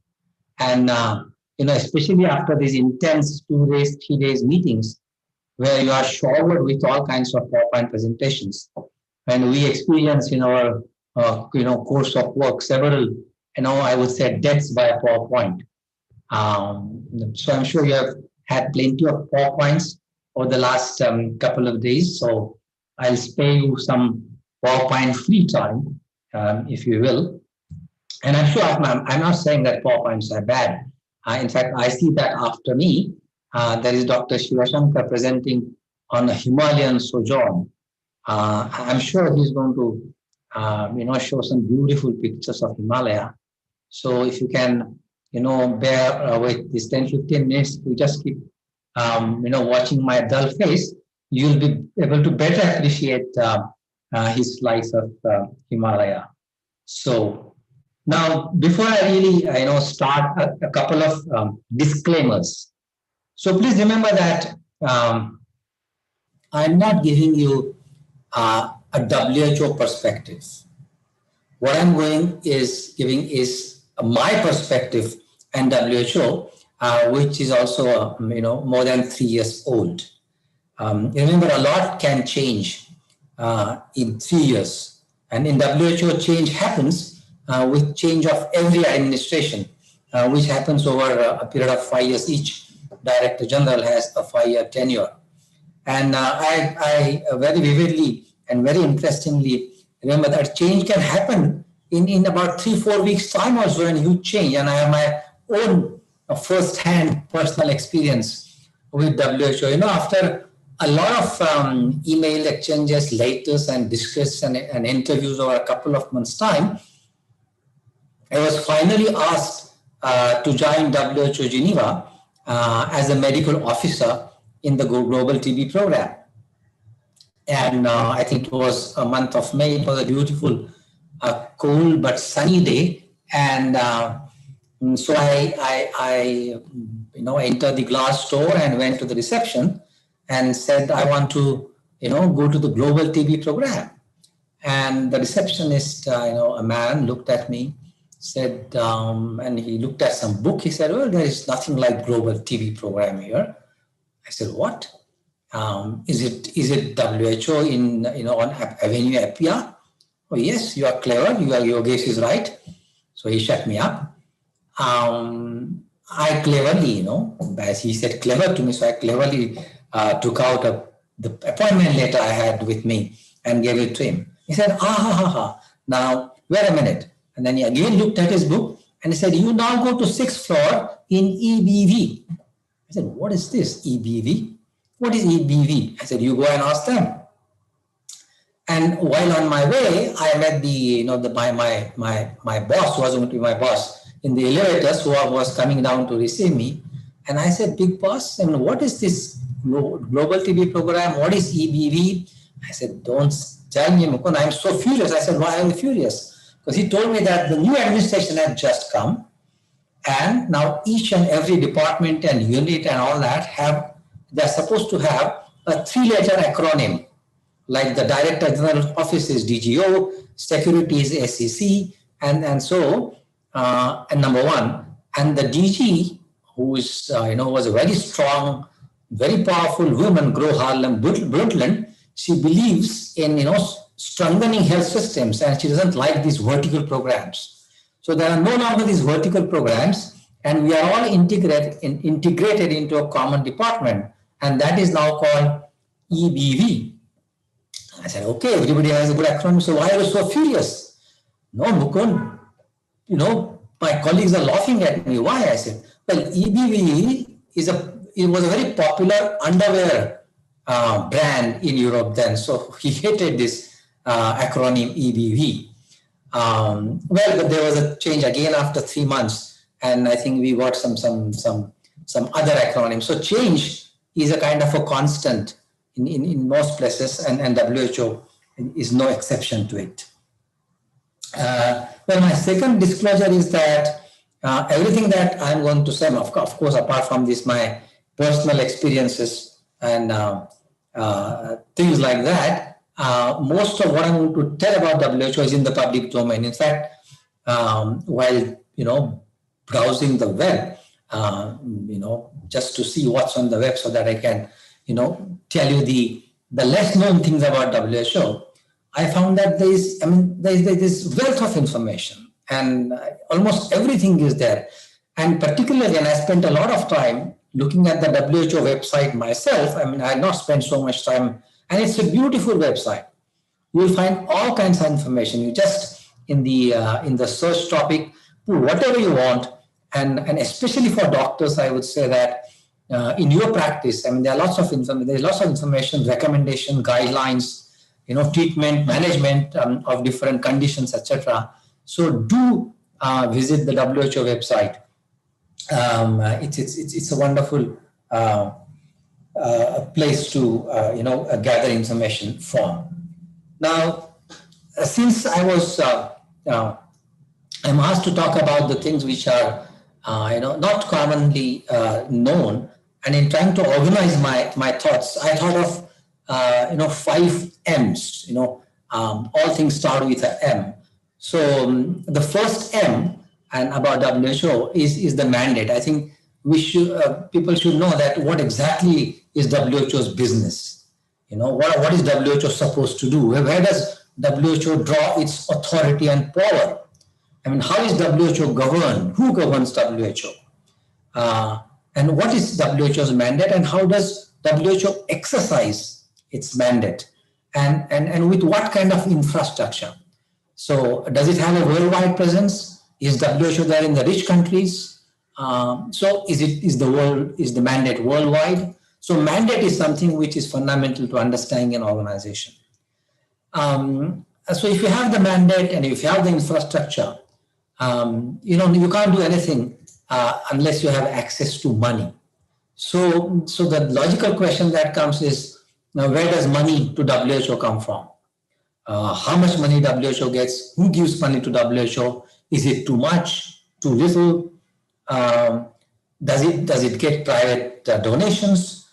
Because often, one who pays calls the shots. So do organizations or countries pay WHO and expect WHO, things in return from WHO? So that's about mandate. Then comes the money. So you may have the mandate and you may have the money, but manpower. So what kind of manpower? Here, manpower, I don't mean to exclude women. I'm using manpower in a generic sense, both men and women. In fact, two of the most powerful director generals of WHO have been women. So coming back to the manpower. So what kind of manpower WHO has? You often come across people, even in villages. I met somebody, sometime and said that he works for WHO. So what kind of appointments WHO give? Where do people who work for WHO, in what capacities do they work? And what are their numbers and how are they distributed? So let's try and understand something about that. So you learned about the mandate. We will discuss about the funding part of it, the money, the manpower. Now, with all this, the greatest strength of WHO is the material it produces, the global policies, guidelines, tools, etc. So how are these global policies developed? I mean, do just people, come together in Geneva and write something, and is it sent globally, calling it a WHO policy? So how are these, how is the material that WHO developed? And the last but not the least thing is that the measurement, whatever WHO does, how does WHO monitor that the work it expects to do in countries? And how is WHO's own work monitored? Who monitors WHO's work? So I think these constitute 5M. And I think if you spend a few minutes on each of these, we should get a reasonably good idea of, I believe, what are the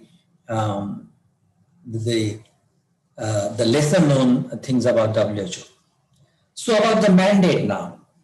WHO, as you know, was born on 7th April 1948, and 7th April is called the World Health Day for that reason. The predecessor of United Nations, of which WHO is called a specialized agency for health. UN is a big organization with numerous agencies, but there are some independent autonomous agencies which are responsible for one work area. And for example, the FAO, Food and Agriculture Organization, is responsible for food and agriculture, nutrition, etc. And for like that, WHO, for instance, is responsible for health. So it's an autonomous, specialized agency of United Nations responsible for health. And when you say WHO, it's in fact means WHO Secretariat. When I say I work for WHO, it means I work for WHO Secretariat. Now, who does WHO serve secretariat as? Like in Mumbai, we have the Sachivalaya. Now they are a Sachivalaya to the Maharashtra Health Assembly. So exactly on the same lines, the WHO is a secretariat at the global level, in Geneva level. The WHO secretariat is the secretariat of the World Health Assembly. Now, who sits in this? Who are the members? Who are the representatives? Who are the, like you have the MLAs in states, who are the members of this World Health Assembly? And these are the health ministers of all the countries.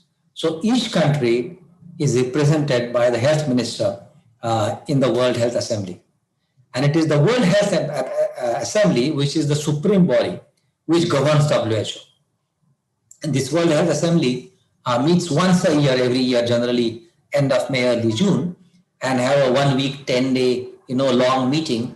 But that's where there are deliberations in, different committees. There is Committee A, Committee B, one looking at the technical aspects, different health policies, etc. The other looking at administrative aspects, the staff salaries and buildings and infrastructure, etc.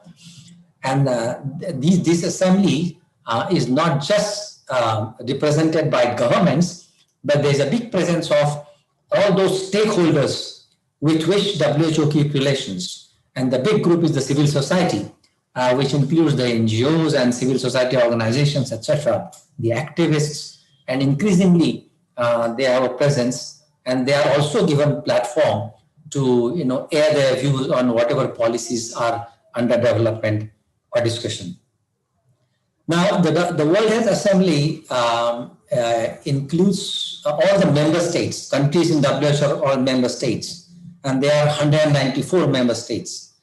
But there is a second smaller body, because you cannot intensively work on a technical area when there are hundreds of people around. So that is called the executive board. An executive board generally is about 30-35 countries.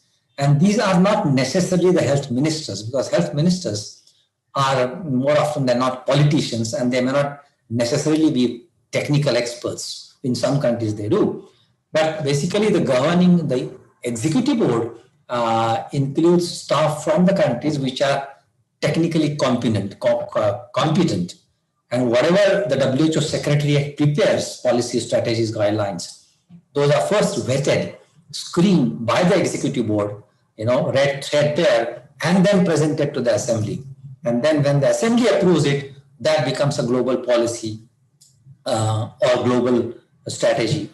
And the World Health Assembly and the governing bodies and so on the executive board are called the WHO's governing bodies.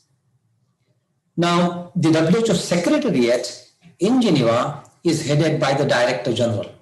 And you must have, you know that, Dr. Tedros, who is in the news thanks to this COVID-19 pandemic. He is the current Director General of WHO.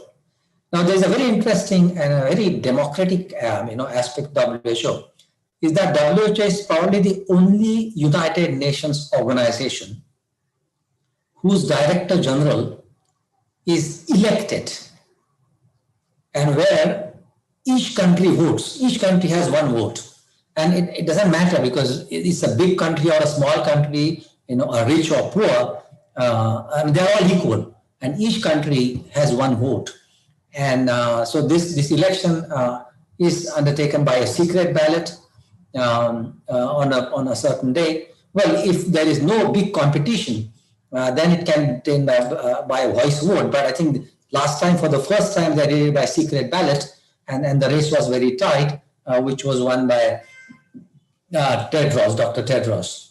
Now, it is important at the political and at the philosophical level that if you are going to be elected by the countries, and if you are going to be dependent on countries to continue to be in that place, then you are more likely to be listening to the countries rather than your masters.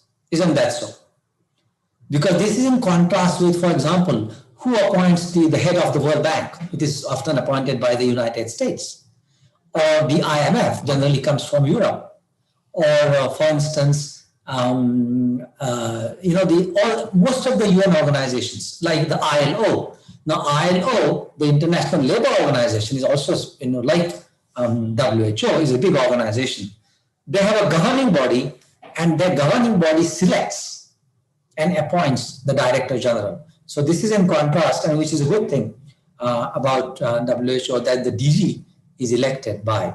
Now, what kind of presence WHO have worldwide?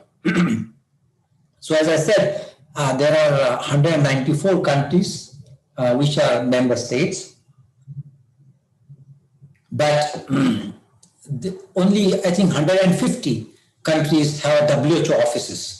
So in all these countries, there is a WHO office which serves, which may oftentimes it's located within the Ministry of Health, and it serves, gives the advice to the Ministry of Health. And there are 6 regional offices of WHO. So for the India, if you go to Delhi, there is a WHO office for India, WHO India office it is called, which is based, which has a room within the Ministry of Health, and it has, because there are many people who sit in that office. There are many. They have other places, across Delhi also.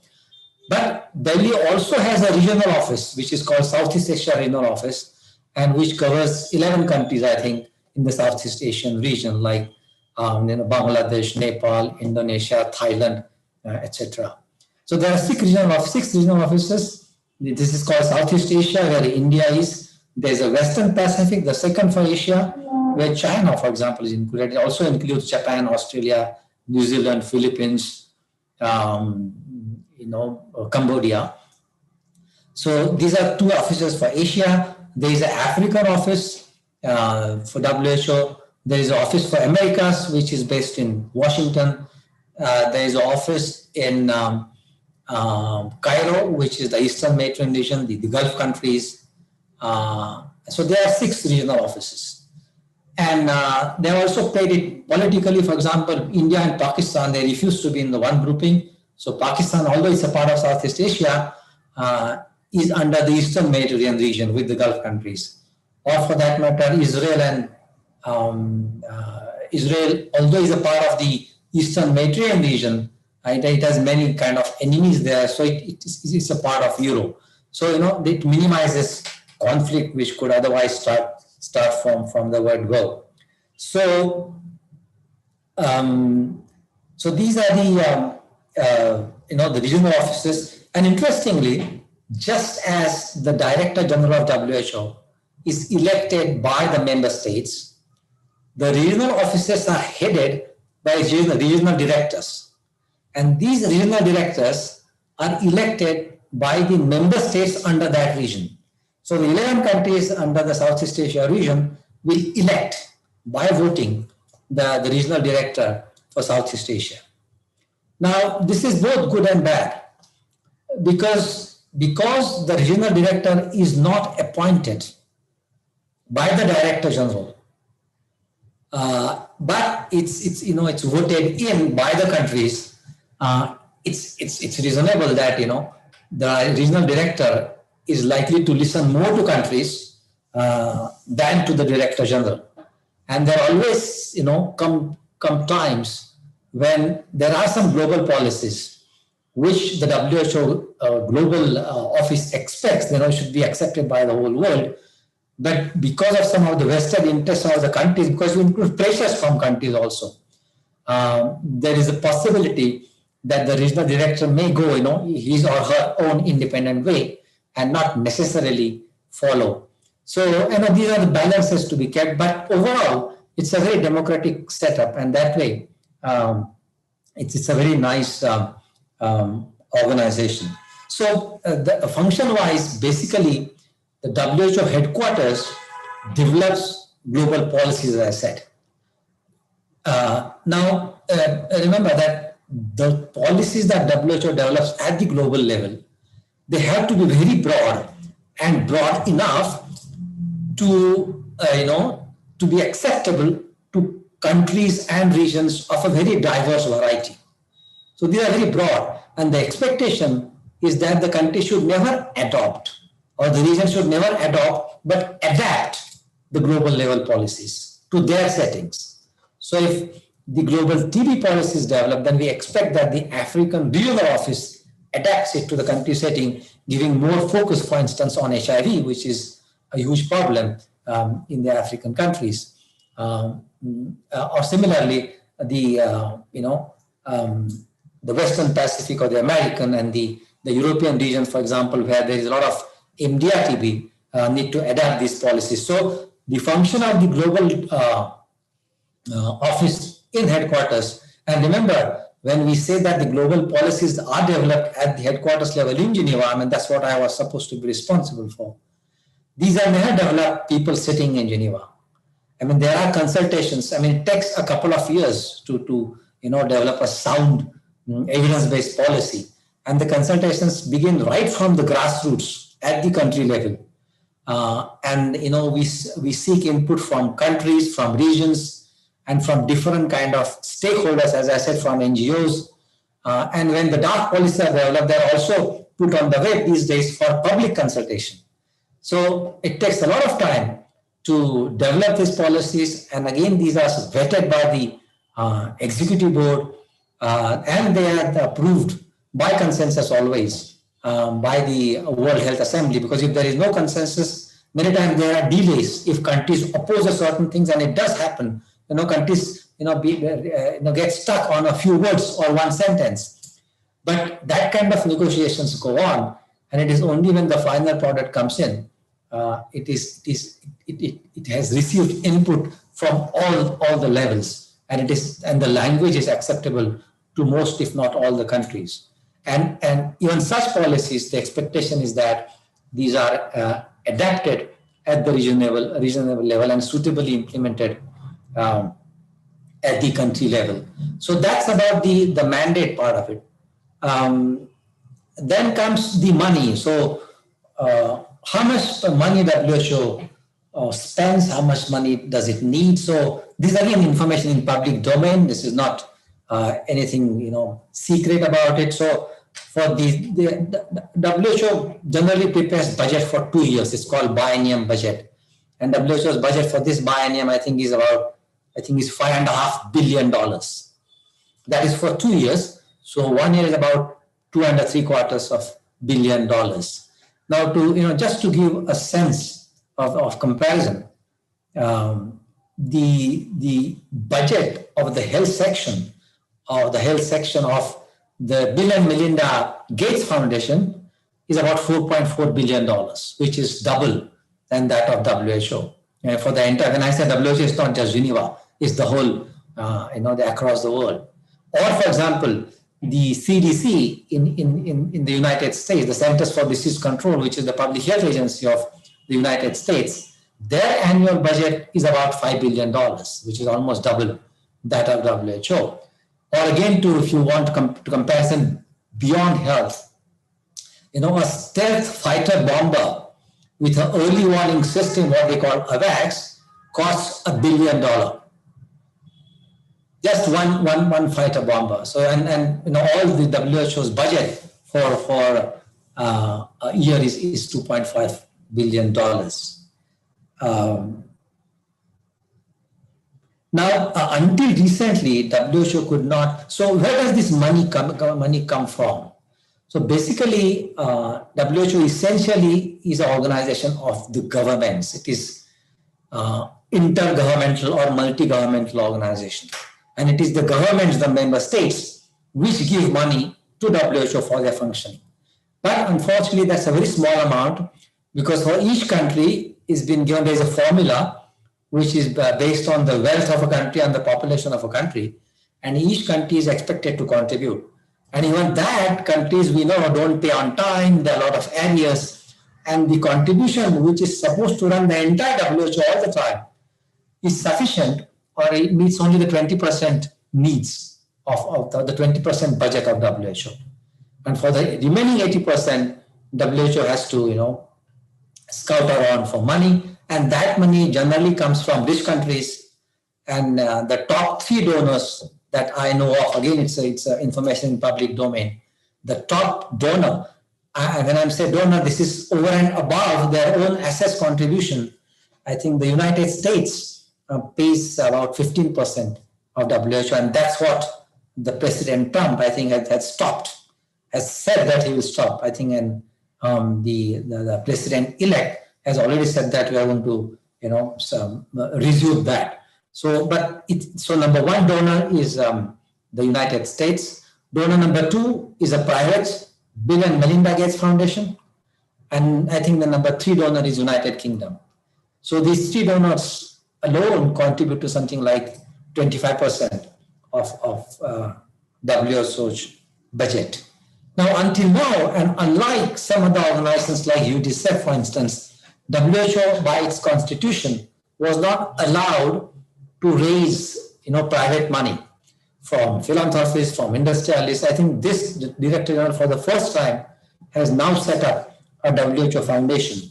And I think you can now collect, give donation to, even you can donate money to WHO. So after the mandate and the money comes the manpower. So as I said, WHO has about 194, they are member states. WHO offices are in 150 countries. And there are roughly about, and this is a round figure, 7,000 people who work for WHO. And out of which about 2,500 work in Geneva, and the rest are distributed in the regional offices and country offices. Now, there are all kinds of appointments. There are medical officers, there are scientists, because these people, these kind of expertise what WHO needs. There are economists, there are nutritionists, epidemiologists, there are translators, there are communication experts, and of course there are accountants, clerks, etc., etc. And there are different kinds of appointments. Most appointments are for a short term, then there are fixed term appointments, and there are long-term appointments also. But you may be coming across a lot of people who say they work in WHO or they are WHO consultant. Now, generally, these are people who work on projects which are supported by WHO. So these are WHO consultants. And to give you, for example, the polio program in India has about 1,000 WHO consultants. Now, they are called WHO consultants because that gives them a credibility. People listen to them, the state level officers listen to them, and they are really good people, competent people. But they are also called WHO, but administratively, for WHO, they're no longer WHO staff. They are basically what they call, I think they are called SSAs, Special Services Assistant or something like that. But that's why you may come across people, thousands and thousands, who largely work on WHO projects.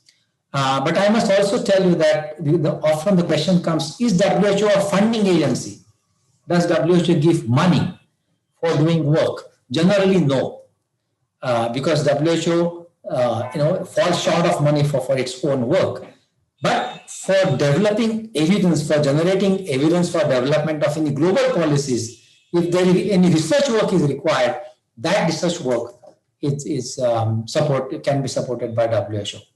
And many times, the donors, international donors, may ask WHO to monitor, the working and the output of their funds. So there, WHO may play a role, but WHO is not a funding agency.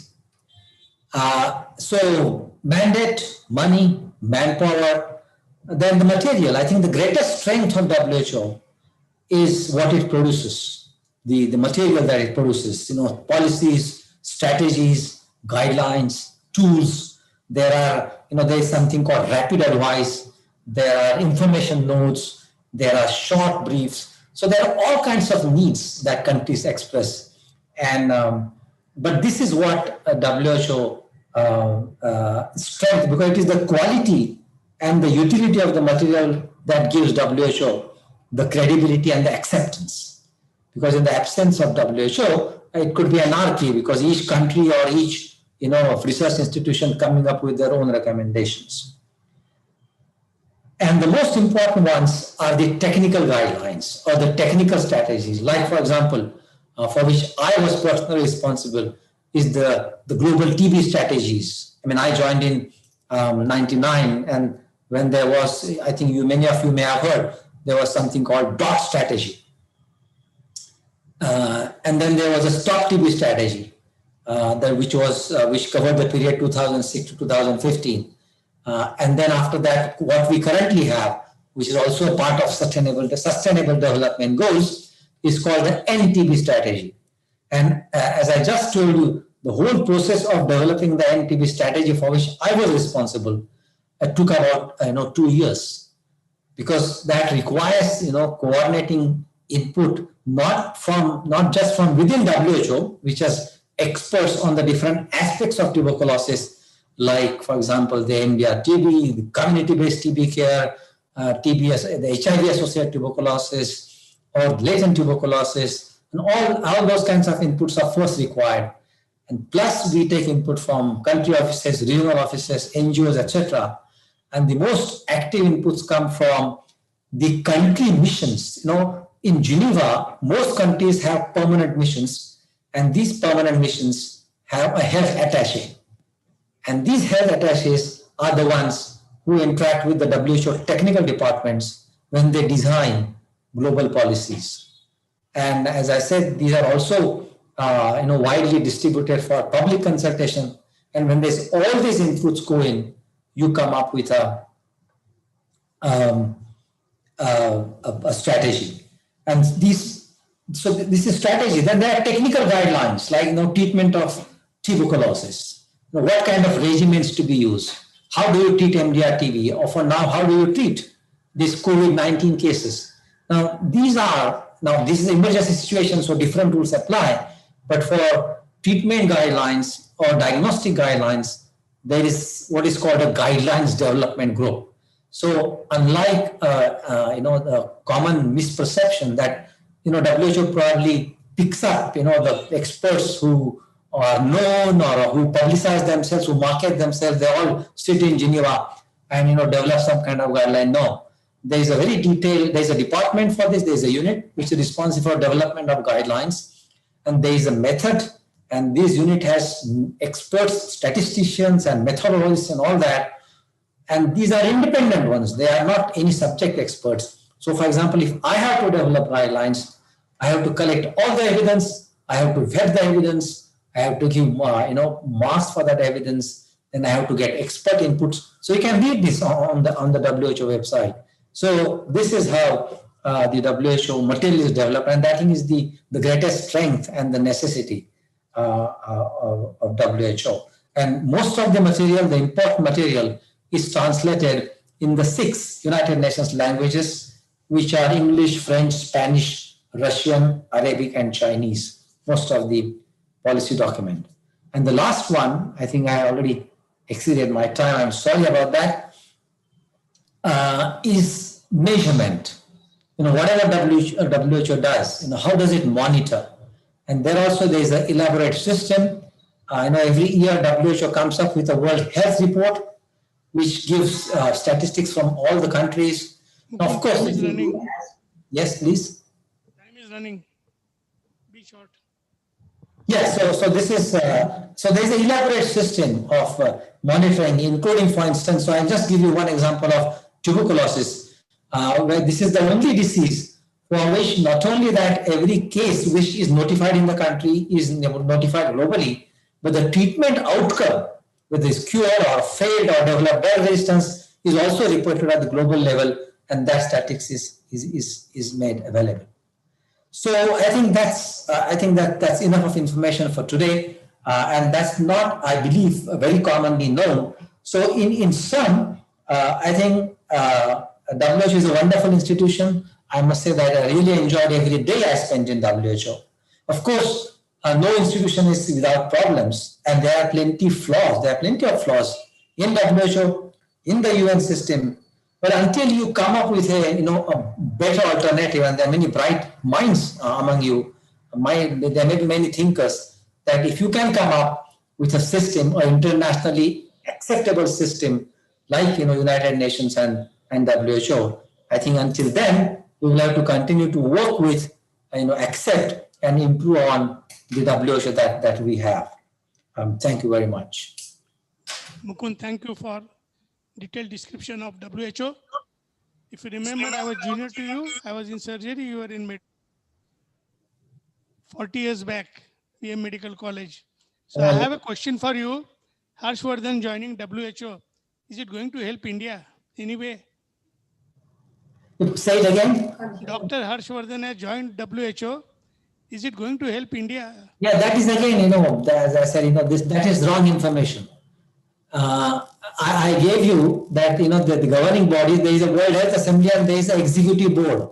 And this executive board has a rotating chairman. And the current chairman is going to be Dr. Harshvardhan. So he will be given a lot of support, and all he has to do is spend on board 1 week in WHO Geneva, not more than that. So he has not joined WHO. I think he is too important to leave India and join WHO. He is a great minister. Thank you, sir. We would like to thank you by giving e-memento. So kindly accept it. Thank you very much.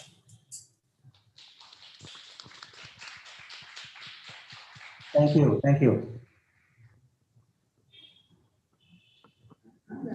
Our next and final lecture is by our Dr. Shivshankar sir. He'll be talking about his expedition to Himalayas. I request Dr. Sudhanshu sir to give. Shivshankar बाबतीत एक मी बोलणार आहे की देवाने ज्यावेळी वामन अवतार घेतला होता, एक पाय आकाशात ठेवलं होतं, एक पाय जमिनीवर ठेवलं, तिसरा पाय कुठं ठेवू? आता मी शिवशंकरला हे सांगणार आहे, तुझं सगळं भारत बघून झालं, देव परदेश बघून झालं, आता तरी पाय घरात ठेव, नाही तर रोटरीमध्ये ठेव.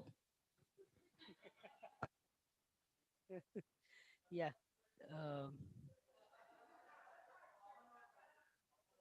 So, Dr. Mukund, am I audible? Yeah. So, Dr. Mukund, thank you so much for this detailed, wonderful information regarding WHO, and thanks a lot for accepting our invitation at a very short notice of time. So, let's move to the final and the last lecture of our this MASTACON 2020. This is a different kind of talk, the annual Himalayan sojourn. So basically the sojourn means it's a temporary staying at some place. So guys, be relaxed, push back and take your seats. You are going to do the mountaineering, traveling and the experience through this talk.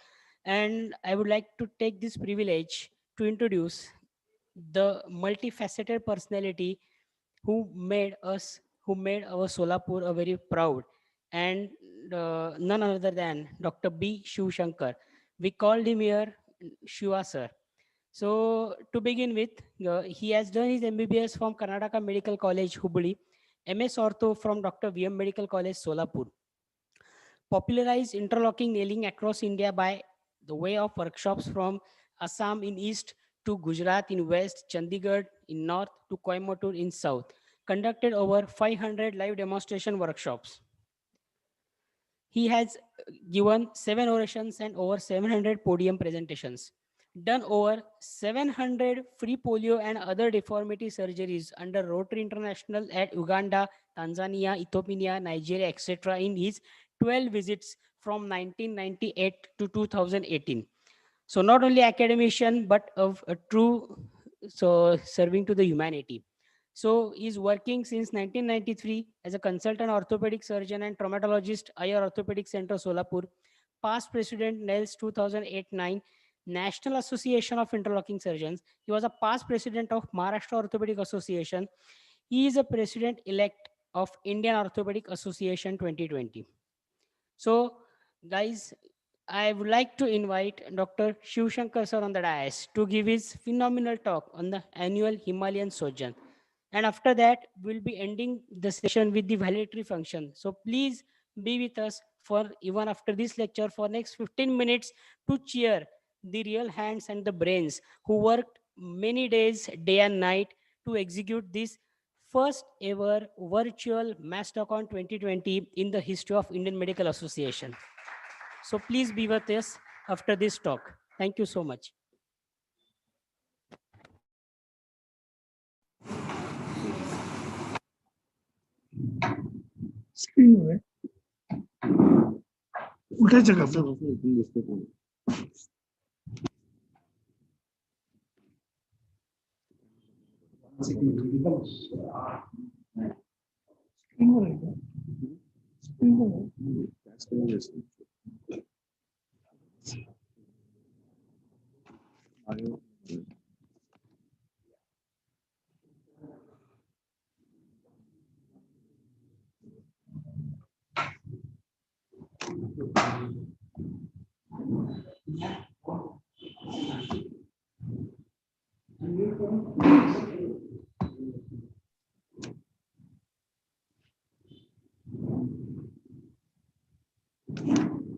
Yes, and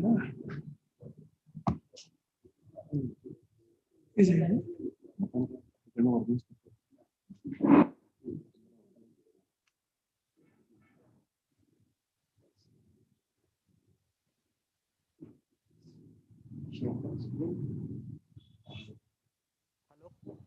Hello, can you hear me? No sound. Okay. Yes, sir.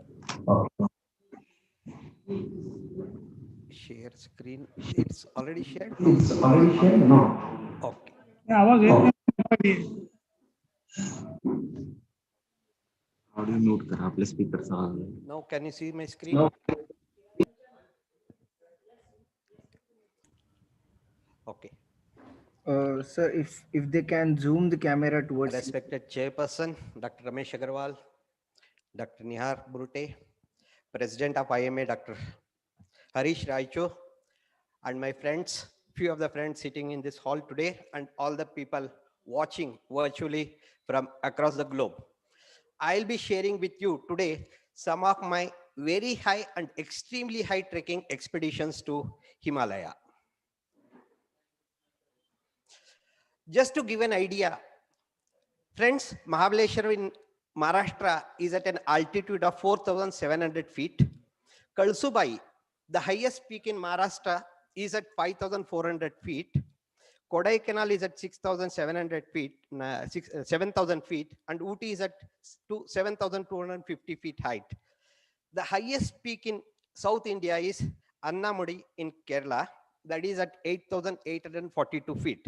Why I am giving you this idea is the high altitude trekking starts from 8,000 feet to 13,000 feet. So in South India, including Maharashtra, there is no place where we can go for high altitude trekking. But we are the only place in the world where we can go for very high, extremely high, and mountaineering. That is Himalaya we have got in the north.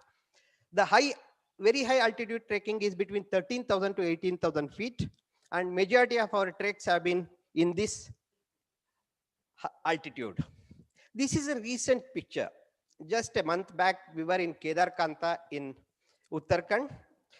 The first one is Dr. Mukund Zamre, a physician, Dr. Akkalwade, general surgeon, Dr. Dharmaraj Karale, our leader from Sholapur, is an ophthalmologist from Pandharpur. Dr. Venkatesh Yajurvedi is a pediatrician. Dr. Pramod Kulkarni, a pediatrician. Yours sincerely, Dr. Shiv Shankar, an orthopedic surgeon. So we are the regular people who have been doing trekking since 2006. Some of our trekking, Dr. Basuraj Kolor, a nephrologist, has also accompanied us. This was my first trekking expedition with this group with Dr. Akkalwade and Dr. Karale when we went to Roopkund trekking. I was introduced to our leader of trekking, Mr. Anisha. Anisha is a mountaineer who conquered Everest at the just young age of 14 years. So he is our leader who takes care of our needs all throughout in all our expeditions so far. His wife is also a mountaineer. I will show her picture subsequently.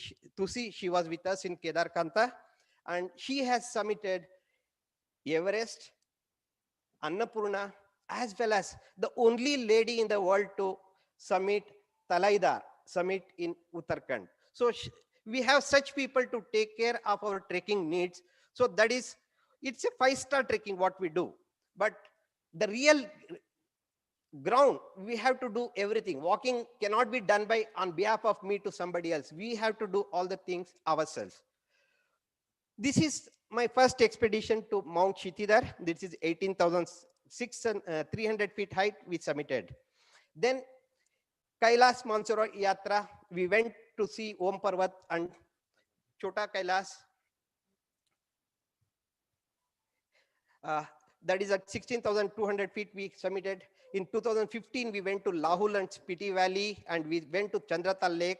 Then in 2016, we went to Setan Valley and Setan Dome, that is Hamta Valley trekking, that is at 13,500 feet. In 2018, we did the Gomukh and Tapovan. Then recently, last month, we went to Yamunotri as well as Kedar Kanta, which is at 12,500 feet. Friends, why trekking? It's a hobby or fashion. It's an addiction. We want to be nearer to the nature, away from all the luxuries of life, solitude, stay under the skies in tents, no mobile network, no disturbances. You get time for yourself. You get full time with your friends, get time to introspect, so many things. You can call it as a lifestyle, hobby, passion, or even a sport. But ultimately, the experience that you gain through this mysterious mountain is unfathomable. They have something great in store for everyone who becomes a part of the journey to scale them. Basically, as I said, it's an addiction to visit mountain. Whenever mountain calls, we just go and visit them. That's all. Some of the advantage of trekking is to stress the body to endure more. You all know that when we walk on uneven road, our thigh muscles, gluteal muscles, calf muscles, hamstring, they all become more stronger. And also, if you take weight on your back, definitely that will stress your upper body also, then that will be also very, very useful. This short video shows recently I'm carrying about 20 kgs of weight. In this bag, my luggage as well as Dr. Yajurvedi's luggage was there. I was able to carry at that altitude just because of the acclimatization we have done in the previous few days. So that's the advantage of that. Then to explore remote places in this era of internet, anything is available everywhere. You can get to see this picture on your internet, Facebook, all so many things, but you won't get to see it live through your eyes. Our president is an ophthalmologist. Eye is the best camera. You have to see it live with the eye, then only you will enjoy more. Then you will get to time to work with your own friends, interact with unknown people who are co-fellow passengers with you. It will definitely improve leadership skills. Then also, we do so many activities together, like erecting the tent, shifting the luggage, so many things. This person, Brudul, I have had a lifetime friendship with him. We mapped the Shitidhar mountain when we went to Shitidhar mountaining. And our leader, as I said earlier, Anisha, a few years back, he got married. He has become a part of our family. We, all of us, went to attend his marriage in Delhi. You can see Dr. Karale, Akkalwade, and Zambre sitting next to me. It is because we stay with them for weeks together, they become part of our family. Then mountaining calling, we must go. In the first week of October, to be precise, on 12th of October, I got a call from Dr. Zamre, Shivshankar, after 15th of October, Uttarakhand is opening up for trekking. Can we go? I said immediately yes.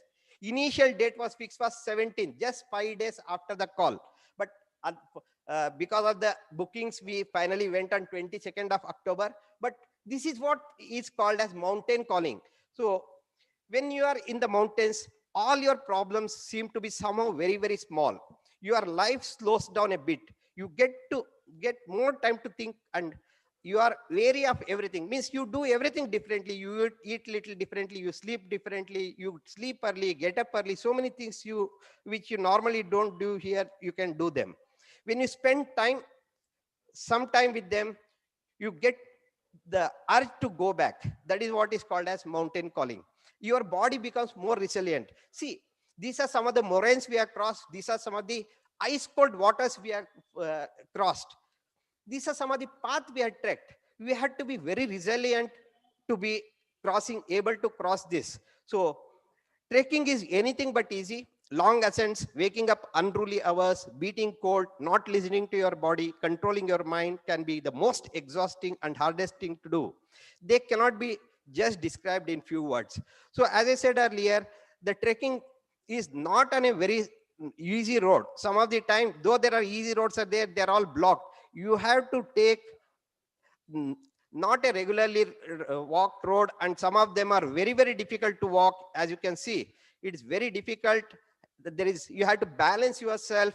That will all add to your stress to the body, and your physical stamina improves. So that is the advantage of going for trekking. Then can you see the beautiful reflection in this picture? This is Chandratal Lake. This cannot be reached without going to Chandratal. At least you have to trek for 10 kilometers to reach this place. It cannot be reached by going by a scooter or a jeep like that. So this is what we have to get. It will also teach you to protect environment. When we see some plastic bottles thrown or some pan gutka pouches thrown there, we feel so bad, our own people doing dirty in such a wonderful place. So that teaches us to be more caring toward the environment. That's also a very, very important aspect we learn during this trekking. Summiting a mountain. Summiting, trekking and hiking will make you more positive towards life. If you have negative thoughts and you think that it is not possible for you to climb, it's a one-way ticket for failure. Telling yourself that you cannot do it, it's very impossible, it's not my cup of tea, you will not help in any way. You have to take everything a bit at a time. At the end, you will succeed and go to the top. So this is very, very important. Summiting a peak is actually not summiting the peak. It's actually conquering our own body. So what Edmund Hillary says is conquering over our own body, conquering our negative thoughts. What is impossible, what is difficult, what I cannot do, they will all go away once you start trekking and start experiencing the mountains. To enjoy the ever-changing nature. Friends, in a throb of a heartbeat, the climate changes in the mountains. See, for example, when we went to Rupkund trek, we were almost near the Rupkund, just 1 kilometer away, but the snowstorm came. We had to literally, to save our lives, rush down, run back. We ran back 20 kilometers from 16,500 feet to 7,000 feet at Gairuli Patal. So because we were not prepared for the snowstorm to suddenly come without any. So this is what makes you more stronger, and that gives you idea to take sudden decisions which has to be taken. We also learn new things. I was knowing that water freezes at -4 degree temperature. But friends, when I went to Himalaya, I came to know that a flowing water can freeze only at -10 degree. At -4 degree, flowing water will not freeze. So this is what I had taken a picture while returning back from Rupkund. So at Bedni Bugyal, where I had taken the picture, it's -10 degree. Every 100 meters, 1 degree decreases. And at 16,500 feet, when the snow storm came, if we stayed there, it would have been -55 degree. That is the temperature. We also know that atmospheric pressure, as you go up, decreases. So when the atmospheric pressure decreases, water boiling point of water becomes less. At 10,000 feet, boiling of water is 90 degrees centigrade. At 20,000 feet, boiling of water is at 82 degrees centigrade. So if you cook food at 82 degrees centigrade, they won't get cooked. That's why we have to use this cooking, the cookers, as well as we take many of the time this roasted moong dal, so that we can mix with rice and eat them. Because as we go up, food will not get properly cooked because of the rarity in the oxygen or rarity in the atmosphere. As I said earlier, definitely to learn new things. So I learned how to wear a gaiter, how to use a pickaxe, how to use an ice axe. All these things I learned after going there only. When we went to recently to Setan Dome for Hamta Valley trek, I learned to use a racket over the shoes, so that the surface area increases, so that my leg will not go inside the snow. So that's what I learned. You learn so many newer things when you go there. Definitely the journey is also very, very enjoyable. When you go on these deadly Himalayan roads, you enjoy the valley on one side, you enjoy the river on the other side, and you enjoy. These are the, especially when another truck comes from the opposite side, this is the one which you should really enjoy, such a thing. So that is very, very enjoyable. Sometimes the journey itself is more than the destination. So we enjoy the company along with our friends all throughout the journey. We are away from the normal routine activity of the life. We eat differently. So all these things, we live in tents. These are the tents we live. We all understand that requirement of us is so minuscule. Just ropti kapda makan. That what we require is only little bit, and what we require to sleep is just 6x4 inch tent. That is for two people we sleep in that tent. So this is what it teaches so many things in your life. We have regular food. The body gets tired because of the altitude, because of air trekking. You get definitely good sleep if you have done acclimatization properly. There is no disturbance, there is no mobile range, so many things. Most important, when you're going with your own friends, you enjoy the company of your own friends unhindered whole time while going, coming back during the trekking. So with this brief introduction, I'll show some of my high altitude trekking glimpses. So as I said, it's an addiction. First and foremost, we went to Roopkund in 2008. Earlier, we had to start trekking from Lohajang, but now the trekking can start from one because the road has formed till that time. So we went to do Bedia Bugyal, we went for acclimatization treks, we crossed different valleys and ascended. These are some of the roads we crossed, or the trekking routes we crossed. This is the alpine tents in which we stayed. Then we went to Kalu Vinayak or Kelu Vinayak. This is at 15,500 feet. And that is a picture of Trishul from such a near distance. And the next day we went almost 5 kilometers beyond the Kelu Vinayak to Bagwa Basa. From that point, Roopkund was just about 1.5 kilometers. Roopkund is famous for bones. There are human skeletons with the femur which is more than 50 centimeters, means the men are more than 7 feet tall. India, nobody is 7 feet tall. So we don't know from where these people have come. So we went from Kelu Vinayak up to Bagwa Basa. Roopkund was just 1.5 kilometers, but because of the snowstorm, we had to return back. We couldn't visit the Roopkund, but the journey, as I said, we enjoyed the whole journey. Next year in 2009, we went to a group of mountaineering people. We went as doctors to them and we did the Shitidhar summit. This is while going, this is from Manali to Solang Valley, we went, the moraines we crossed. This is Bias Kund at 11,500 feet where we had our first camp. And from here, there is we have to transport everything. No mules, no goda, nobody carries. All the luggage had to be carried by us only.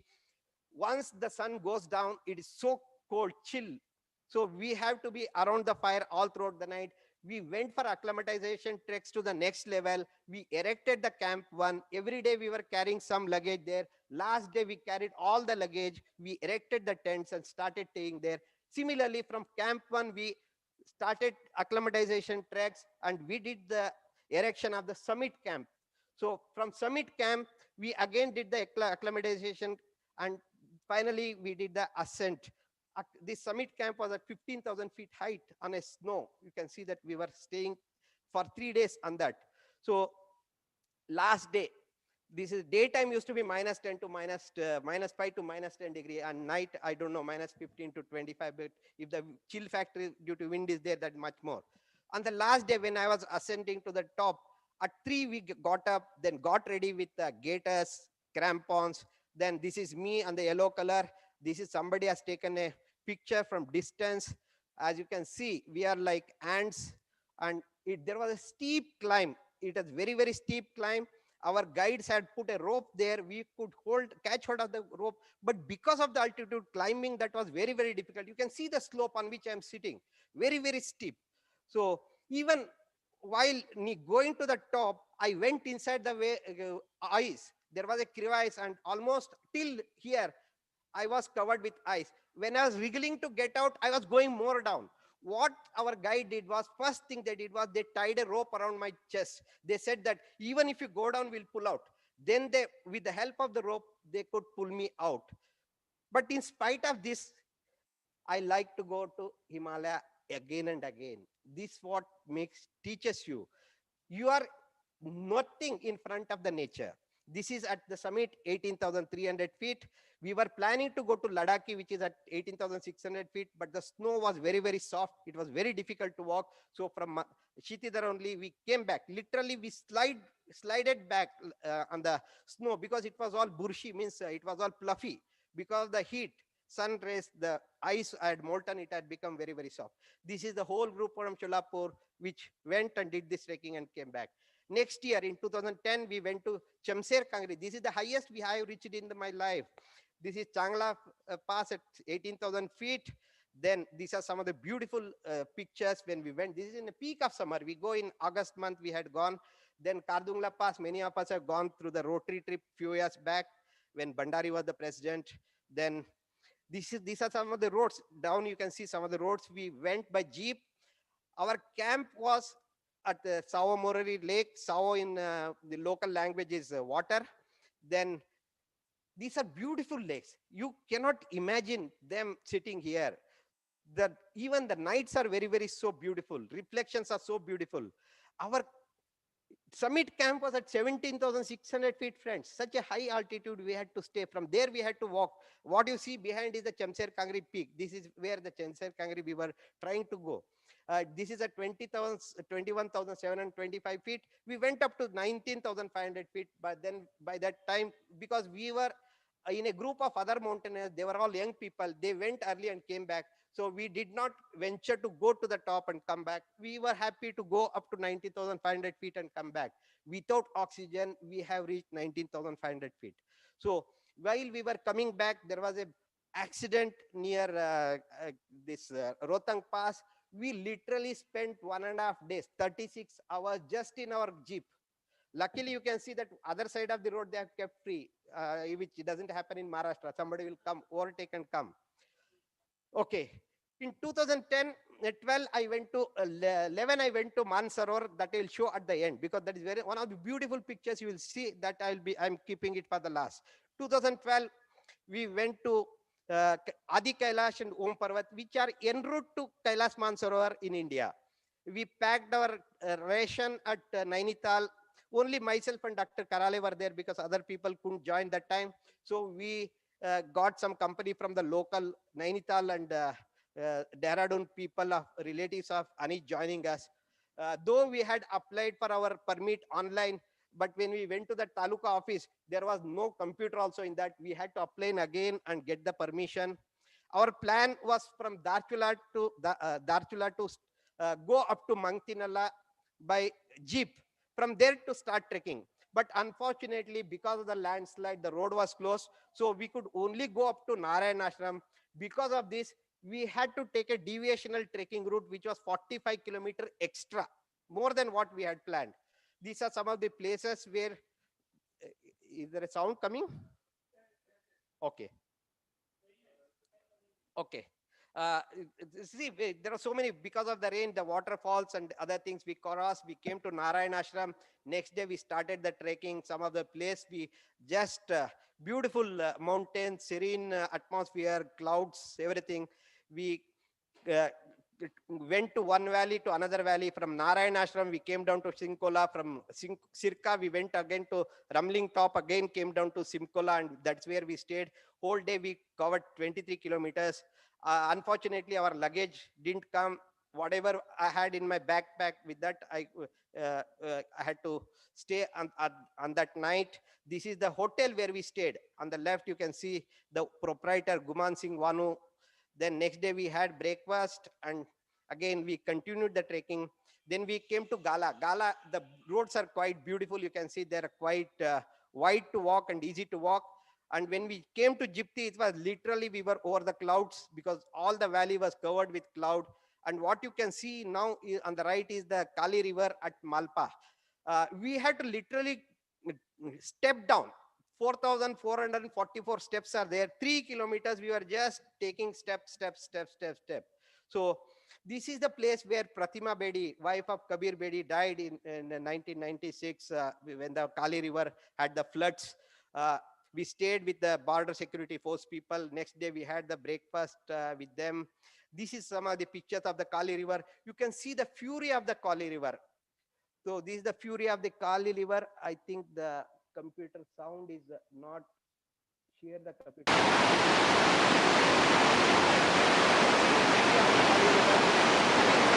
India from the Nepal, and these are some of the roads which are very slippery. What we walked, and again from Malpa we had to climb up to Chia Lake Pass.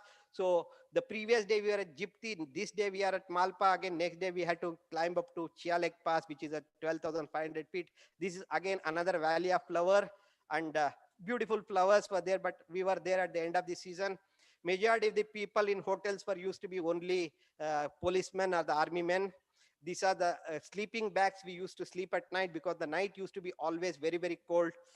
Now the roads are getting constructed, especially this is a very tricky area for India, Nepal, India, Tibet, China border. So the roads are getting constructed. Probably by now there are beautiful roads may be also available. So we reach Gunji. Gunji is a place where there is largest presence of army, Indian army. There is a large platoon staying there. These are some yak and cow mix. This is called a Jappu locally. Yak can live beyond 12,000 feet and cow can live below 8,000 feet. So 12 to 8,000 feet, this is a mixed breed that is called Jappu.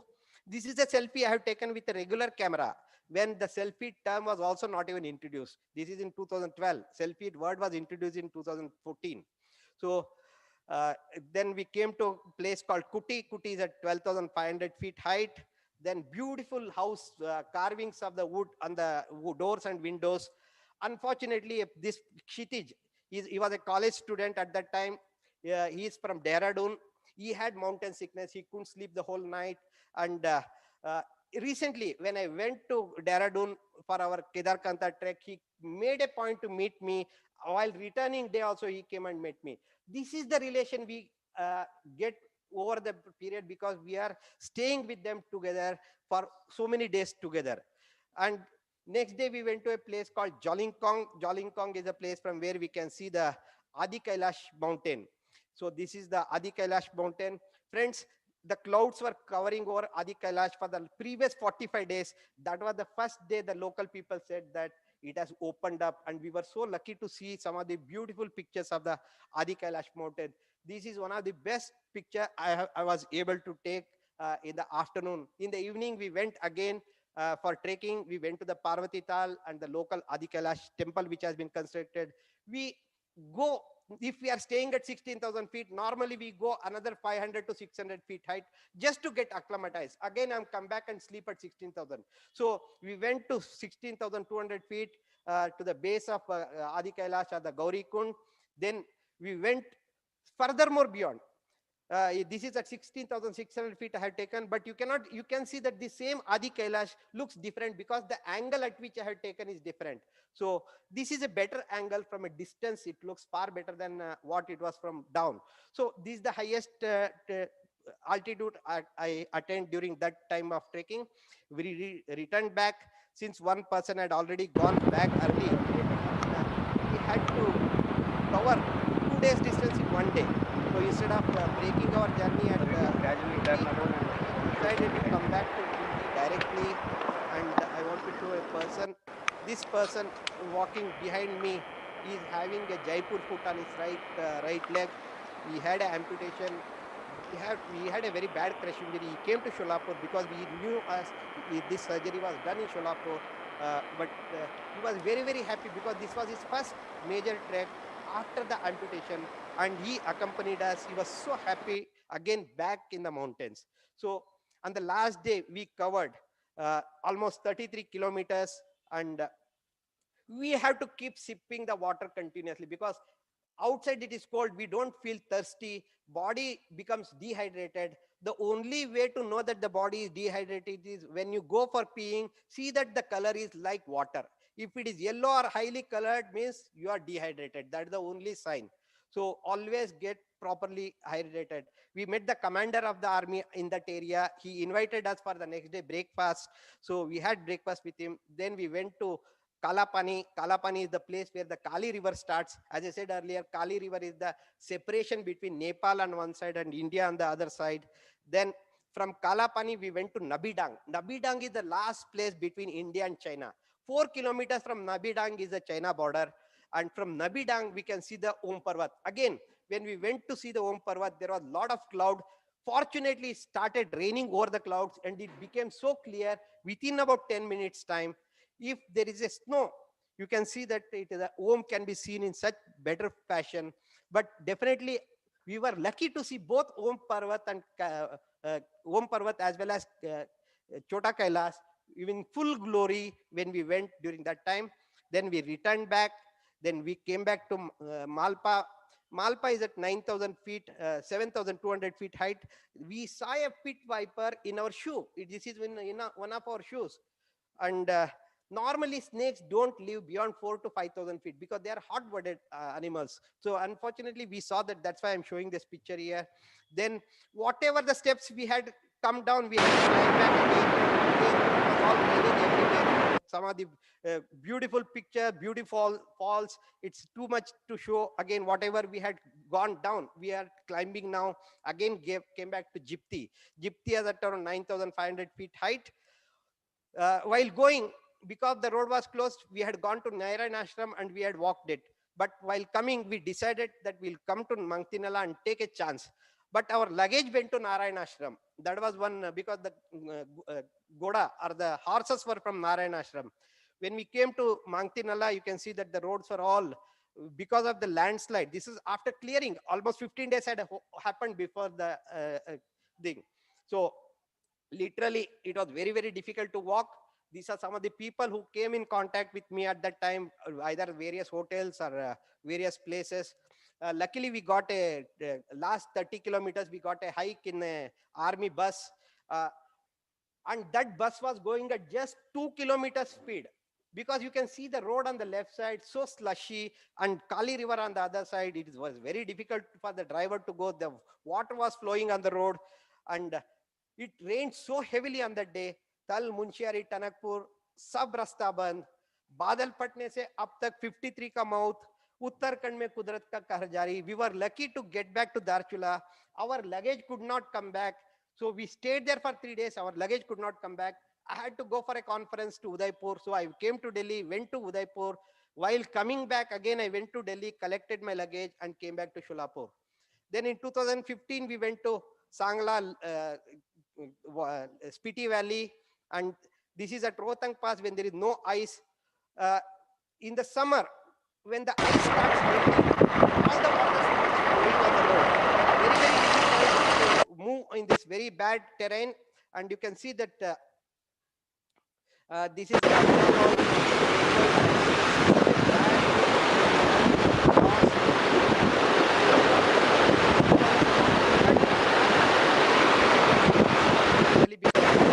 all this problem will happen. We reached near Chandratal. This is the tent where we stayed. Good thing the Himachal Pradesh government has done is no camping near water bodies within 5 kilometers. That is a really good thing they have done. So next day morning, we had to trek 5 kilometers to reach to the water body, that is the Chandratal Lake. This is the beautiful reflections in Chandratal Lake and our whole team. I met an orthopedic surgeon from Kolhapur, Dr. P.R. Kulkarni. He was an avid cyclist. He was with a group of Canadian cyclists. As you know, Himalaya is a volcanic tectonic plate. The two plates are joining, and because of that, it is coming up. You can see the vertical plates of the this tectonic rock in this area. We went to a place called Kibbar. Kibbar is the village highest in the world, where 12 months there is somebody who is living. Nowhere in the world beyond 14,000 feet people live 24 hours. So 12 months. So Kibbar in India is the only place. So we visited that village. We went to few monasteries. We went also to the Tabong monastery, which is nearby. Then the roads are all getting prepared.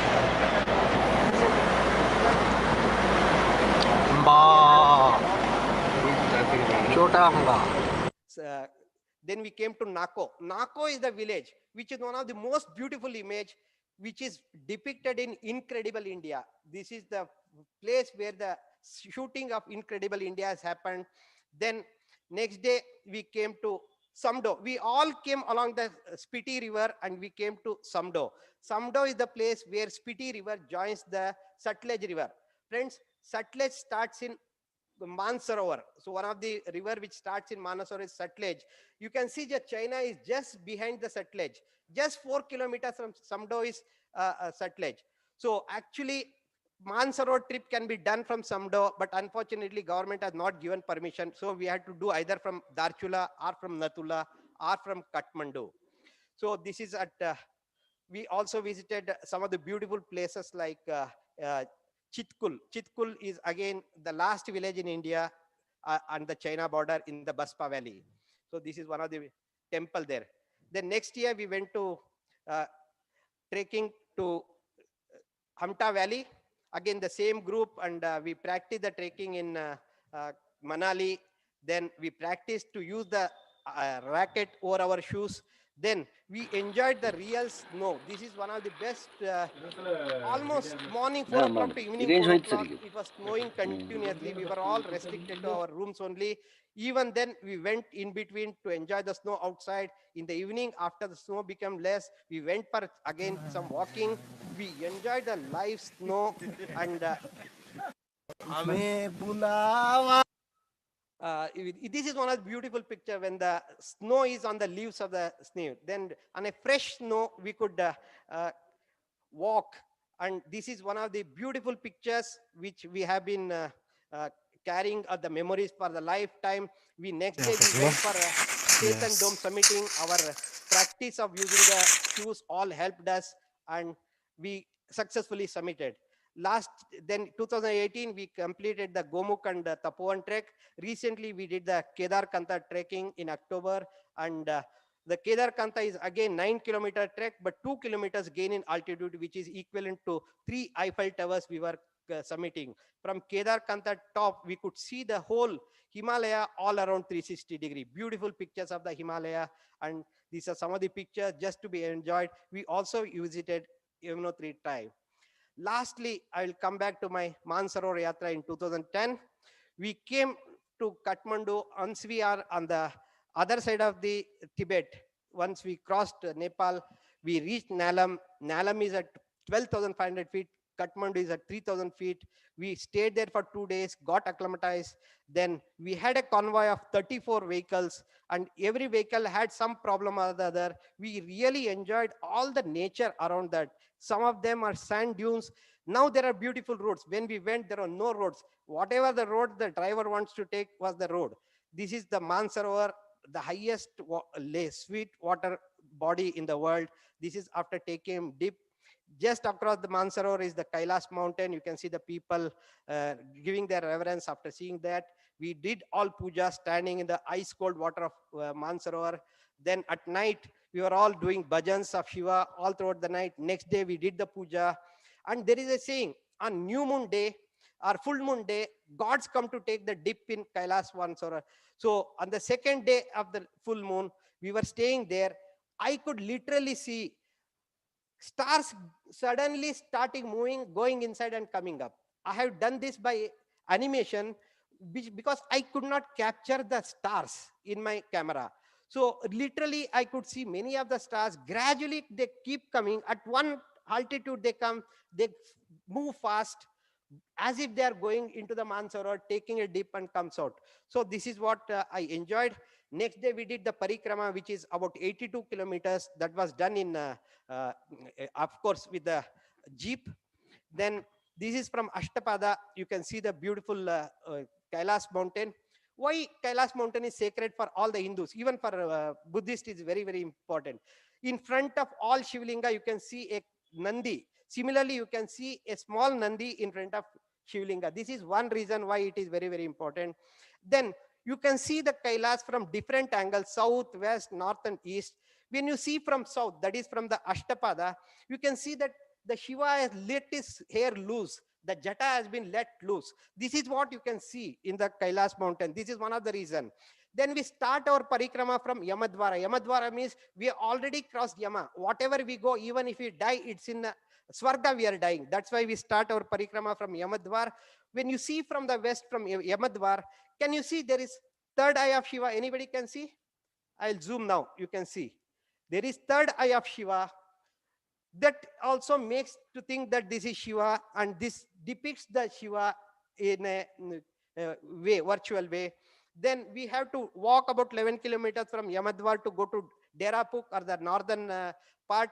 If you see the northern part, the snow due to the wind forms like a hood of Naga, or it looks like a hood of a snake. So you all have seen that on Shivalinga, there is always a Naga which is guarding that. So similarly, you see, think that this is Kailas is a very, very, if you Google from top, or from the, if you take a picture from satellite, it looks like a linga in the yoni. So that is one of the reason why it is revered as a very important for all the Hindus. Friends, we went to Dolma Pass, which is at 18,600 feet, and this is the highest height attended. At 20,000 feet, dear friends, there is only 40% of oxygen. Even my own oxygen saturation at 18,600 feet was 67%. I know, because the blood circulation to the fingers is not good. That's not an arterial blood supply, but that was so much because we have been acclimatized gradually. We were able to sustain that low oxygen capacity. There is a Gauri Kund nearby. This is the Jiturpuk where we stayed.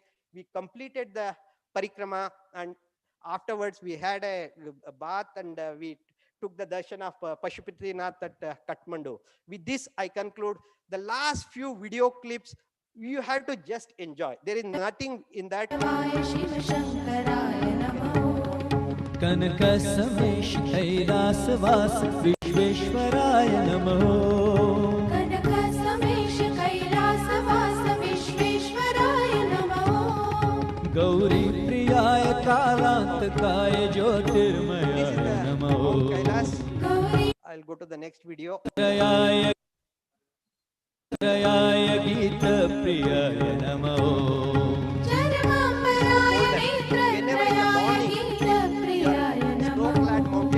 Om Namah Shivaya, Om Namah Shivaya, Om Namah Shivaya, Namo. Om Namah Shivaya, Om Namah Shivaya, Om Namah Shivaya, Namo. Om Namah Shivaya, Om Namah Shivaya, Om Namah Shivaya, Namo. So this is the golden mountain.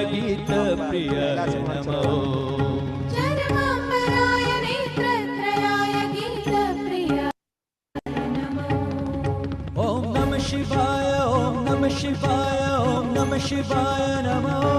Om Namah Shivaya, Om Namah Shivaya, Om Namah Shivaya, Namo. Om Namah Shivaya, Om Namah Shivaya, Om Namah Shivaya, Namo. Om Namah Shivaya, Om Namah Shivaya, Om Namah Shivaya. Thank you very much. I thank MASTACON 2020, IMA Sholapur, especially President Dr. Harish Raichur, then co-organizing chairman, Dr. Milinsha, scientific chairman, Vaishali Shirsetti, my friend, Dr. Guddu Babladi, Narote, Sudhanshu Kotadia, for giving this platform to share my experience. I've tried to club my 10 trekkings in this 30-35 minutes. Thank you very much. Thank you very much, Chairman. Only thing I can say, Om Namo Shivaya. Thank you. Thank you.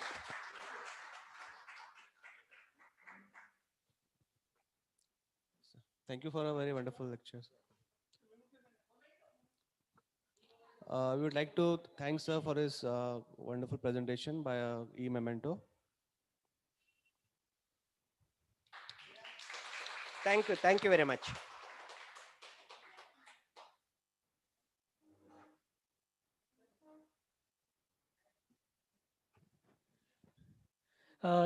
Thank you so much for this wonderful journey through these mountaineeries. Really felt very blessed. It's always like it's like a happy endings, and today we are going with the blessings of the Lord Shiva through this talk. So thank you so much, Shiva sir, once again to making us the journey through this all mountaineeries. So we'll conclude this session, and I will request our Solapur IMA branch president as well as the chairman of this MASTACON 2020, Dr. Harish Raichur, to felicitate our chairpersons. Sir, please give them a round of applause. Dr. Nihar Burte, Thank you so much for sparing your time. So, friends, as I told, we are at the end of this conference. The 3 days went very smoothly, but it was not possible because of the so many hands that worked since so many days, even we can't imagine, and endless efforts, tremendous, tireless, all efforts given by the all of our team who actually made this first ever virtual MASTACON in the history of Indian Medical Association a successful. So please, three cheers for our whole organizing team. So I would like to invite Dr. this stage and for the valedictory function. Dr. Harish Raichur, please come on the dais.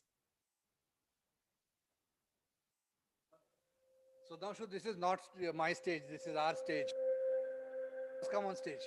Sudhanshu, please continue. Sachin, Vaishali, Ramesh, Shiva, Covid युद्धात शहीद झालेल्या सर्व Bogladi, डॉक्टर्सना Praveen. मुक्त पत्र आम्हा सगळ्यांकडून तुम्हा सर्वांना As we get organized, मनापासून आदरपूर्वक नमस्कार. respect to our COVID warriors through this स्वर्गप्रवेशाच्या poem. गेट मधूनही तुम्ही सगळे शिस्तबद्धपणे इतरांना त्रास न देता रांगेतूनच प्रवेश घेत होता असं कळलं. कुणीतरी रांग एवढी सावकाश का चालली याची चौकशी केली ज्योतीला बोलव ना. तर येणाऱ्या डॉक्टरांकडून घेऊन घेत होते म्हणे. तुम्हाला पुनर्जन्म दिला तर काय व्हायला आवडेल, आणि तुम्ही सगळ्यांनीच पुन्हा डॉक्टरच होणार म्हणून लिहून दिलं. खरंच विश्वासच बसत नाही. अनामवीरा जिथे जाहला तुझा जीवनांत, स्तंभ तिथे ना कुणी बांधला, पेटली न वात, अशी तुमची या भूतलावर परिस्थिती होती. कुसुमाग्रजांना तरी काय माहिती असेल की सैनिकांसाठी लिहिलेली ही कविता पुढे डॉक्टरांसाठी पण म्हटली जाईल. पण दुर्दैवाने घडलं तसंच. कुठल्या तरी श्रद्धांजली कॉलममध्ये तुमच्या बलिदानाची बातमी अकल्पित मृत्यू म्हणून संपली होती. तुम्हाला रुग्णालयात पाहणारेही सांगतात, तुम्ही गंभीर असताना अगदी वाईट परिस्थितीतही तुमची नजर शेजारच्या कॉटवरच्या रुग्णाला ऑक्सिजन तर नीट मिळतोय ना, त्याचं आयव्ही तर आऊट गेलं नाही ना, याकडेच होती. ना तुमच्यासाठी शोकसभा झाल्या ना मृत्यूलेख आले. स्वर्गातही तुम्हाला भेटलेले तुमचे जुने पेशंट, अहो इकडे कसे काय इतक्यात असं विचारत होते. तेव्हा आलो तुमच्या सेवेला म्हणून तुम्ही हसून त्यांना सांगत होतात. तुमच्या नातेवाईकांचं सांत्वन करण्याची, तुमच्या अकाली जाण्याचा शोक करण्याची उसंतच या कोरोनाने कुणालाच मिळू दिली नाही. आणि उपलब्ध असलेल्या सगळ्यांनाच एकतर कोंडून ठेवलं किंवा जुंपून टाकलं. त्या पीपीई किट मध्ये होते ना, त्यापेक्षा जास्त जीवाची तगमग झाली. पण आपल्या पेशाला कधी कोणा रुग्णाच्या मृत्यूमुळे एखाद्या वेळेस मारही खावा लागेल, पण जवळच्यांच्याच मृत्यूचा शोक सांत्वन करायलाही उसंत मिळत नाही. तुम्हालाही आम्ही कर्तव्य सोडून असे शोक करत बसलेलं चाललंच नसतं. या श्रद्धांजली पत्रात ना तुमचं कुणाचं नाव लिहिलंय ना कुणाचा फोटो आहे. पण आम्ही सगळे एवढंच सांगतो, आम्ही स्तंभ बांधणार नाही, पण तुमच्या बलिदानाची आठवण ठेवून ही कर्तव्याची ज्योत सामान्य माणसाला आरोग्याची प्रकाश वाट दाखवण्यासाठी सतत पेटती राहील याची नक्कीच काळजी घेऊ. तुमचेच सर्व doctors.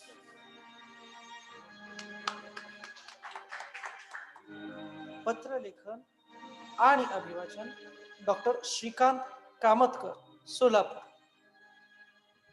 We started the inaugural function by paying homage to the COVID warriors. So it is apt that we close or come to start the valedictory function with homage to a letter written by Shrikant Kamatkar to our COVID warriors. After that, we'll start the valedictory function. The first step that I would like to do as we come to a close is I would first like to felicitate all the backroom people, persons who have worked day in and day out and made this a success. They were here before us, they left after us, and they have done a tremendous job. I'll announce them. As I announce them, please come on stage to receive your awards. A small token of gift, not an award. Samnendra and his team. I was in. Yeah. Shedzade and his team, all three of you, please. Tumi Amarti. He is our AV audiovisual person from here who gave spotless and a continuous streaming live for all the 3 days, no hitch, a perfect way. We had problems in between. The camera conked off, but he replaced it and he saw to it that the show kept running and kept on very well. Then the Wi-Fi provider, Nas, Naresh Osmani. Thank you, Nas. Then our two boys, IMA boys, Wagge, Adesh.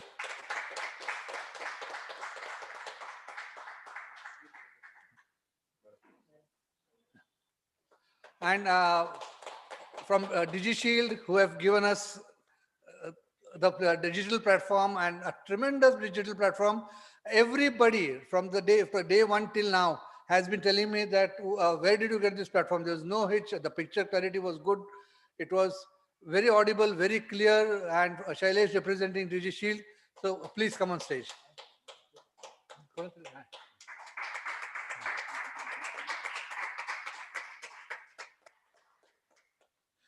Before we go on to the next step, Chirag, are you on? Chirag? Yes, sir, I'm right here. Yeah. After two presentations, I would like you to present the e-mementos to our chairmen. Sure, sir. Luckily, this is a virtual conference, but luckily we have two guests from Mumbai who are here. And actually at the validatory function, it is up to the guests who come and talk about how the conference was done. This being a virtual platform, we don't have that privilege, but we are very lucky that both of them are here. I invite Kamlesh and Pratibha to please come on stage. And as a representative of all the 3,000 delegates of MASTACON, we would like to felicitate you.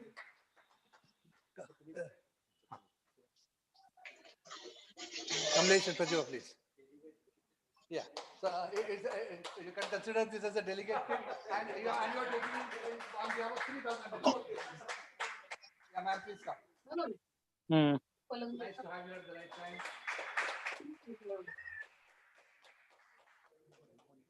Mohan, our photographer, please.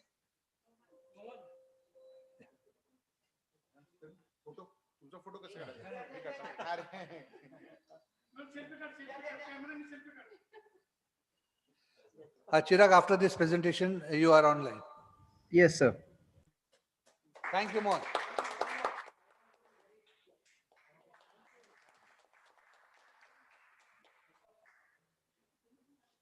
Yeah, Chirag.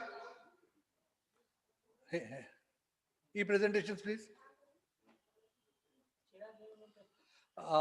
DigiShield has been the backbone of the AV presentation along with Shedzade, our local person. And they have given, as I can see, a seamless presentation for the last 3 days. No interruption, no blockage. We were very, very worried because being a digital platform, the one and the most important thing was that the picture quality going to the delegates had to be very good, and they have provided us with us. And they wish to honor all the chairpersons and the master of ceremonies for the last 3 days. So Chirag, let's start from the first person.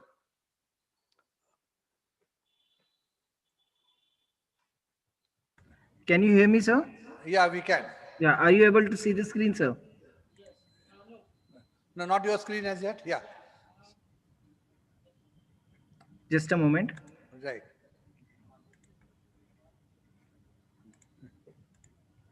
So all the chairpersons at home, please wake up. We are giving you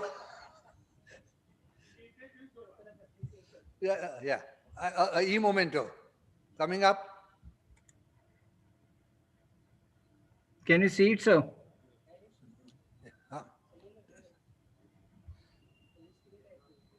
Chirag, I can't see your screen. You're still not able to see the screen, sir? No, I am not. I am not. Well, give me a moment. Yeah, yeah. I can give you as much time as you want. You have given us wonderful 3 days. So 3 Thank more you, sir. minutes makes no difference.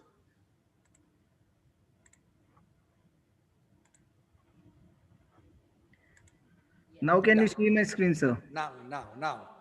Yes.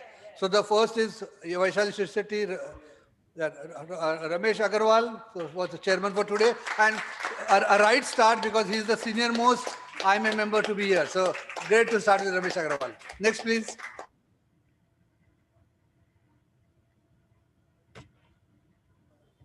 Is it, yeah. The backbone of our the organizing secretary Vaishali Shetty. She was responsible for the Handy program and most of the programs. Shrikant Kamatkar, who just read the letter and was the chairman for one of the sessions today. Dr. Manik Guram, chairman for today's first session. Dr. Surekha Kadadi, again chairman for the first session today, pathologist. Nagendra Unsure, he was the master of ceremony for yesterday evening's program and he conducted it beautifully like all the others did. Nitin Bhoge, multifaceted on the AV side, chairman, a lot of help. Virupaksha Joshi, one point about Virupaksha Joshi, he was the chairman also. And when we had fill-in, he came in a last moment replacement with his CT scan score. So thank you, Virupaksh. Nihar Burte, he must be here. He's just gone missing, maybe some psychiatric problem for one of his patients. So then Kiran Sarda, our backbone for scientific committee. She is the chairman of the scientific and she did a great job. And now an important, Dr. Ramkrishna Londe, he's the president-elect of Maharashtra State and he was the chairman of the first session yesterday. Thank you, Dr. Londe, for coming all the way and chairing one of the sessions. Sudhanshu Kotaria, the AV backbone. He is a spine surgeon and he was like everything stood erect and went off very well throughout the program. Yes, Anshu Sharma, who was the master of ceremony for inauguration and the first session. Guddu Bablati, our treasurer. A very versatile personality, never say die. Sudeep Sarda was one of the chairmans. Yeah, Milind, please come up. Now another very, very important person because of whom we have had this conference, that is Dr. Jyoti Chirgupkar. She is a member of the executive committee. And as if you ask any Maharashtra state person, they will say, when you talk of IMA Solapur, when they type, the name that comes up is Jyoti Chirgupkar. Yeah. Ravi Wankhede, ophthalmologist and chairman of one of the sessions. Tanvangi Zog, master of ceremony, again an ophthalmologist, and did a great job on day one. That's myself. Oh, thank you. So this is special moment for our chairman of the conference. Yes. Thank you. Sanjay Manthare, chairman again for the first session, and he was the person who started the money coming in. He made the first contributions. Yeah. Kundan Chopde, again a chairman, very versatile chairman, a young person, but he spoke like a person, a very mature person, like for someone who has attended hundreds of conferences. He did a great job. Yeah, pediatrician. This is one of the speakers, Rajshekaran. So we move on. Yeah, now Milind Shah, the co-chairman, the person here standing with me. He took more than half of my responsibility. So that made my life very, very easy. That's it, sir. And it's natural that his moment should stay on the screen for a while. He refuses to go. So, Are we making such a great president? Yeah. For making such a great president. Are we through? Yeah. So thank you, Chirag. Thank you, sir. Sachin, Guddu sir, Sachin Mure's Chirag, you have not given Sachin Mure's No problem. Chirag, we are waiting for Sachin Mune's memento. आणि Guddu Babla Yes, sir. Give me a गुड्डूचं moment. झालं, गुड्डूचं झालं. सचिन मुळे सचिन मुळे Sachin Mune's presentation. Yes, sir. Give me a moment. Yeah. As I said. See, when I was young, I mean, I'm still young, but I'm just talking about chronological age. When I was young, in the movies, they used to start with the hero, and the last name would be and. and yeah So that and person would to be the most important. And that and person is Sachin Murray because he is the most important. Yeah. Ani Kashinath Ganekar. And that is Ani Kashinath Ganekar. आणि this is absolutely apt. If all of you must have seen The Sound of Music. So in Sound of Music, the youngest daughter of the family, her name is because being the youngest, it comes in last. So she does ask her teacher as to Ursula, why is my name last? And he says, your name is last because you're the most important. And Sachin, your shield is last because you're the most important. Yes. It's a desert. Desert means as in no. Diabetes. Diabetes person. Yeah, yes. That's what takes care of diabetes. Yes. Chirag, I've given you enough moments. Yeah. So we'll come through. Sachin, all the members of this team have been working tirelessly for quite a while, and as Chirag comes up with Sachin's memento, I would just thank a few people before I give my very, very emotional talk at the end, because at the end, catering Preeti Caters was the caterer who gave us this job. I'm coming to the thanks to them. Yeah. I'll just start my thanks with the Maharashtra State President. It's a great privilege for Solapur to host the 20th MASTACON, the 60th MASTACON 2020, and the first on a digital platform. And this opportunity was given us by the Maharashtra State President, Dr. Avinash Bhondwe.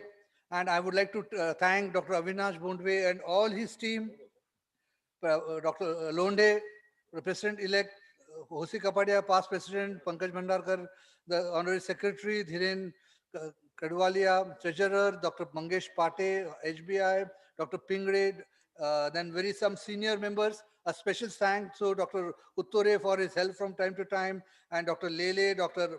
Anil Pachnekar, Dr. Wankhedkar, and Adhav, Dr. Adhav for all the guidance that they have given us over the years. I think I've been seeing a lot of foreign speakers in this conference, so my accent has just gone a little English, so that's okay. Then Dr. Tambe, Dr. Kute, Dr. Kate, Dr. Zunzunwala, Dr. Sanjanwala, Dr. Agarwal, and Dr. Marathe. I thank all these esteemed members from all these esteemed members from Maharashtra State, and our own executive member, Dr. Jyoti Chirgupkar, for special thanks to her. I'm going to come back to you a little more. I'd like all the office staff of Maharashtra State for helping us from time to time. We have been troubling them over the last month for multiple different reasons, because we wanted some list or whatever. So they have been very, very helpful. I would like to thank all the branches, presidents, and the leaders of Maharashtra State, different branches. Brochure. All the people who supported us for the sessions, the logistics, Shedzade and his team, of course, yeah, and it comes up. Yeah. So, Sachin Mure. A big applause for Dr. Sachin Mure.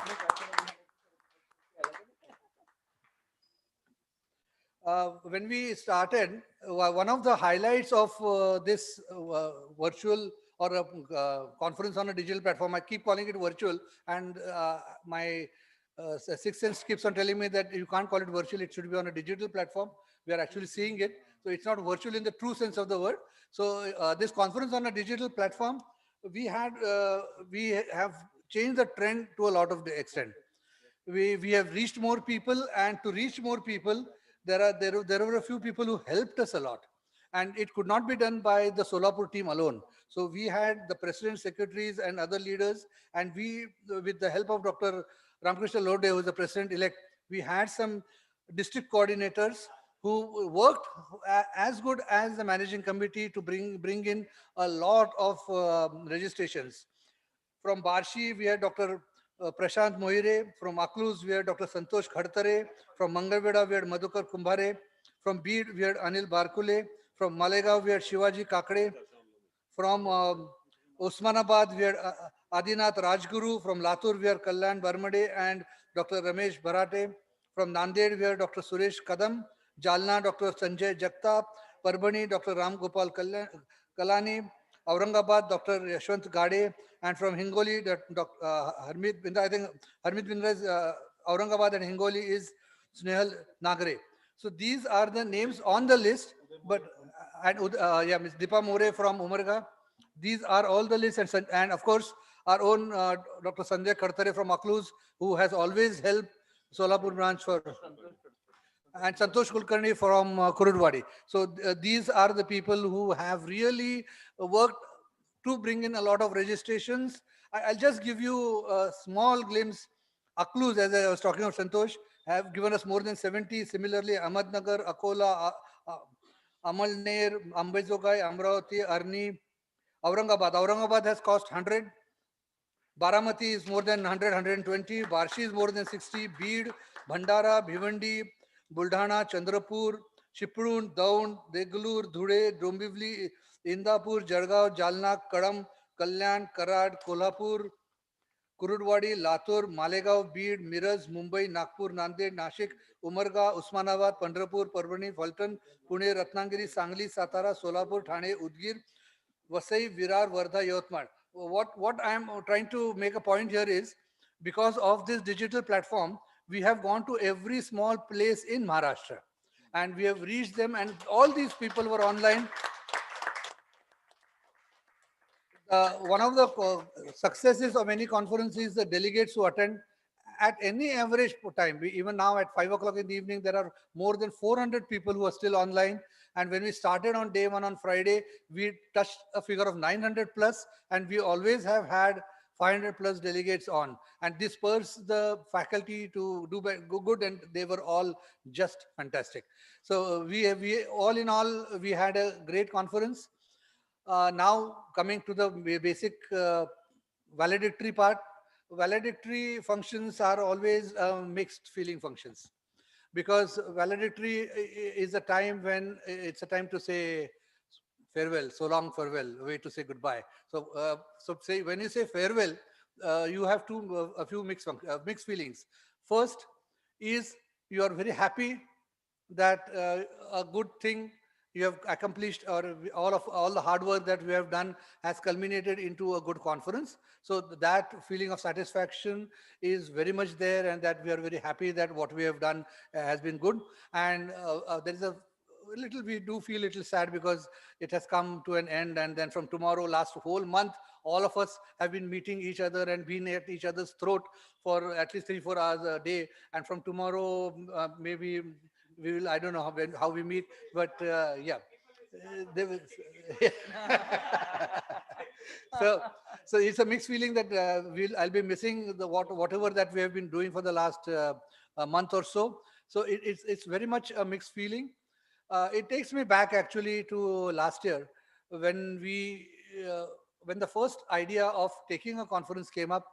Jyoti, actually she is our communication with the state, and she was the one who came up with the proposal, say why not have a conference at Solapur. And I approached my team, because having a conference is a big responsibility. There are a lot of things to be done, and a lot of things which may be a lot of difficulties on the way. So I personally was in a double mind as to whether we should go in, not go in. And all my team, they in one unanimous voice, they said, sir, we are doing it. And that started, and so we all started with having a regular conference. COVID came in, everything washed off, till September, we were not sure whether we were going to have a conference or not have a conference, or whether it's going to be a hybrid conference, or the meeting is going to be here and the scientific program is going to be virtual. So ultimately, we got 1.5 months. And in the last 1.5 months, the people who you are seeing on the stage, and some people have not come to the stage today, they're at home, but they have been working tirelessly. I will never find enough words to thank Jyoti, Kiran, Vaishali, Prajakta, Sudhanshu, Guddu, Praveen, Sachin, Milind, Nihar, everybody. I may miss out a few names, but do remember that I'm equally grateful to all of them who were not here. And it's not that I'm grateful, it is our team. I can't take that onus on myself, because I'm just a part of the whole team, and they have done a fantastic job. Like, if you want to use some words, it will be a fantabulous job. So it was a great thing that we have done. And with this few words, time to say again goodbye, but because we are not sure where we're going to meet, but still next year, looking forward to MASTACON 2021. That will be the 61st MASTACON. I don't know where the Maharashtra state will talk, and I think Dr. Jyoti Chudukar will say a few words. Good evening, everyone. On behalf of IMA Solapur, I really thankful to IMA Maharashtra State for allotting this conference to IMA Solapur. And yes, in difficult times of COVID, and in spite of so many hurdles, our team of organizers of IMA Solapur has done it. I really congratulate everybody of IMA Solapur team, IMA Solapur members, and all those who have supported throughout this making process of this conference.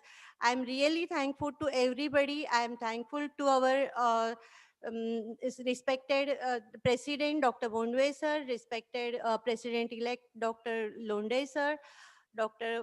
Bandarkar sir, Dr. Kalwadia sir, and all our senior stalwarts who have always been with me and always be inspiring so IMA Solapur to come ahead and be flourished. Thank you very much. And I'll always be owing to Dr. Harish and his team for bringing up this very successful conference. Thank you, everyone. Thank you very much. Hip hip hooray! Hip hip hooray! Hip hip hooray! Photo. No. Sir, put it. Yeah. So with that, it's yeah. With that, it's goodbye till we meet again next year. Thank you. Yeah. Stop.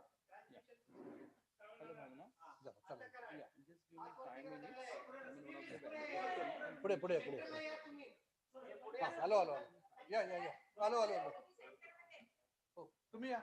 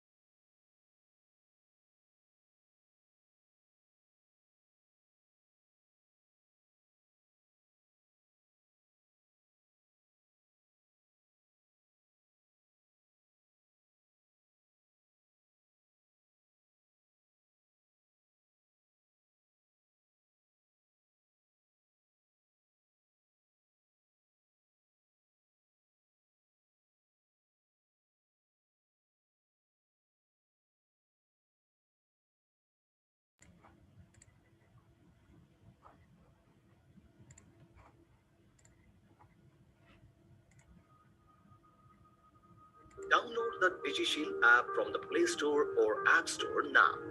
New users will go through a quick one-time registration process. After filling in some basic information, registration is complete and you can start using DigiShield. Logging into DigiShield is easy, safe, and secure. Enter your registered mobile number. An OTP is sent to your mobile. Enter the OTP and you are logged in. No passwords to forget. Making a patient's appointment is easy. Just click on the calendar sign, enter the patient's name and mobile number. Select date and time of the appointment, and that's it.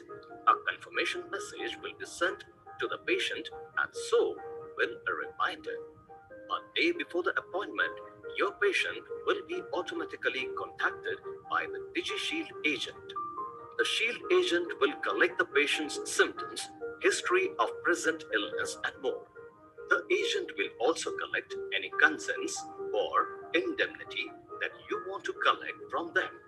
Based on the DigiShield interaction, you will be alerted to the patient corona carrier risk. It's easy to do a phone or a video consultation with the patient. DigiShield recommends that patients that have been flagged with a high or moderate corona carrier risk should be consulted via consultation first. Click on the phone icon or the video icon to do a safe and secure teleconsultation with the patient. In order to issue an e-prescription to a patient, tap on the pencil icon, tap on the camera icon to take a photo of the prescription, and you're all set. The prescription is sent securely to the patient immediately. DigiShield is easy to use, and you will be online within 5 minutes of downloading the app. Download DigiShield on the Android Play Store or Apple App Store today. Protect yourself, your patients, your community. Download DigiShield for free today.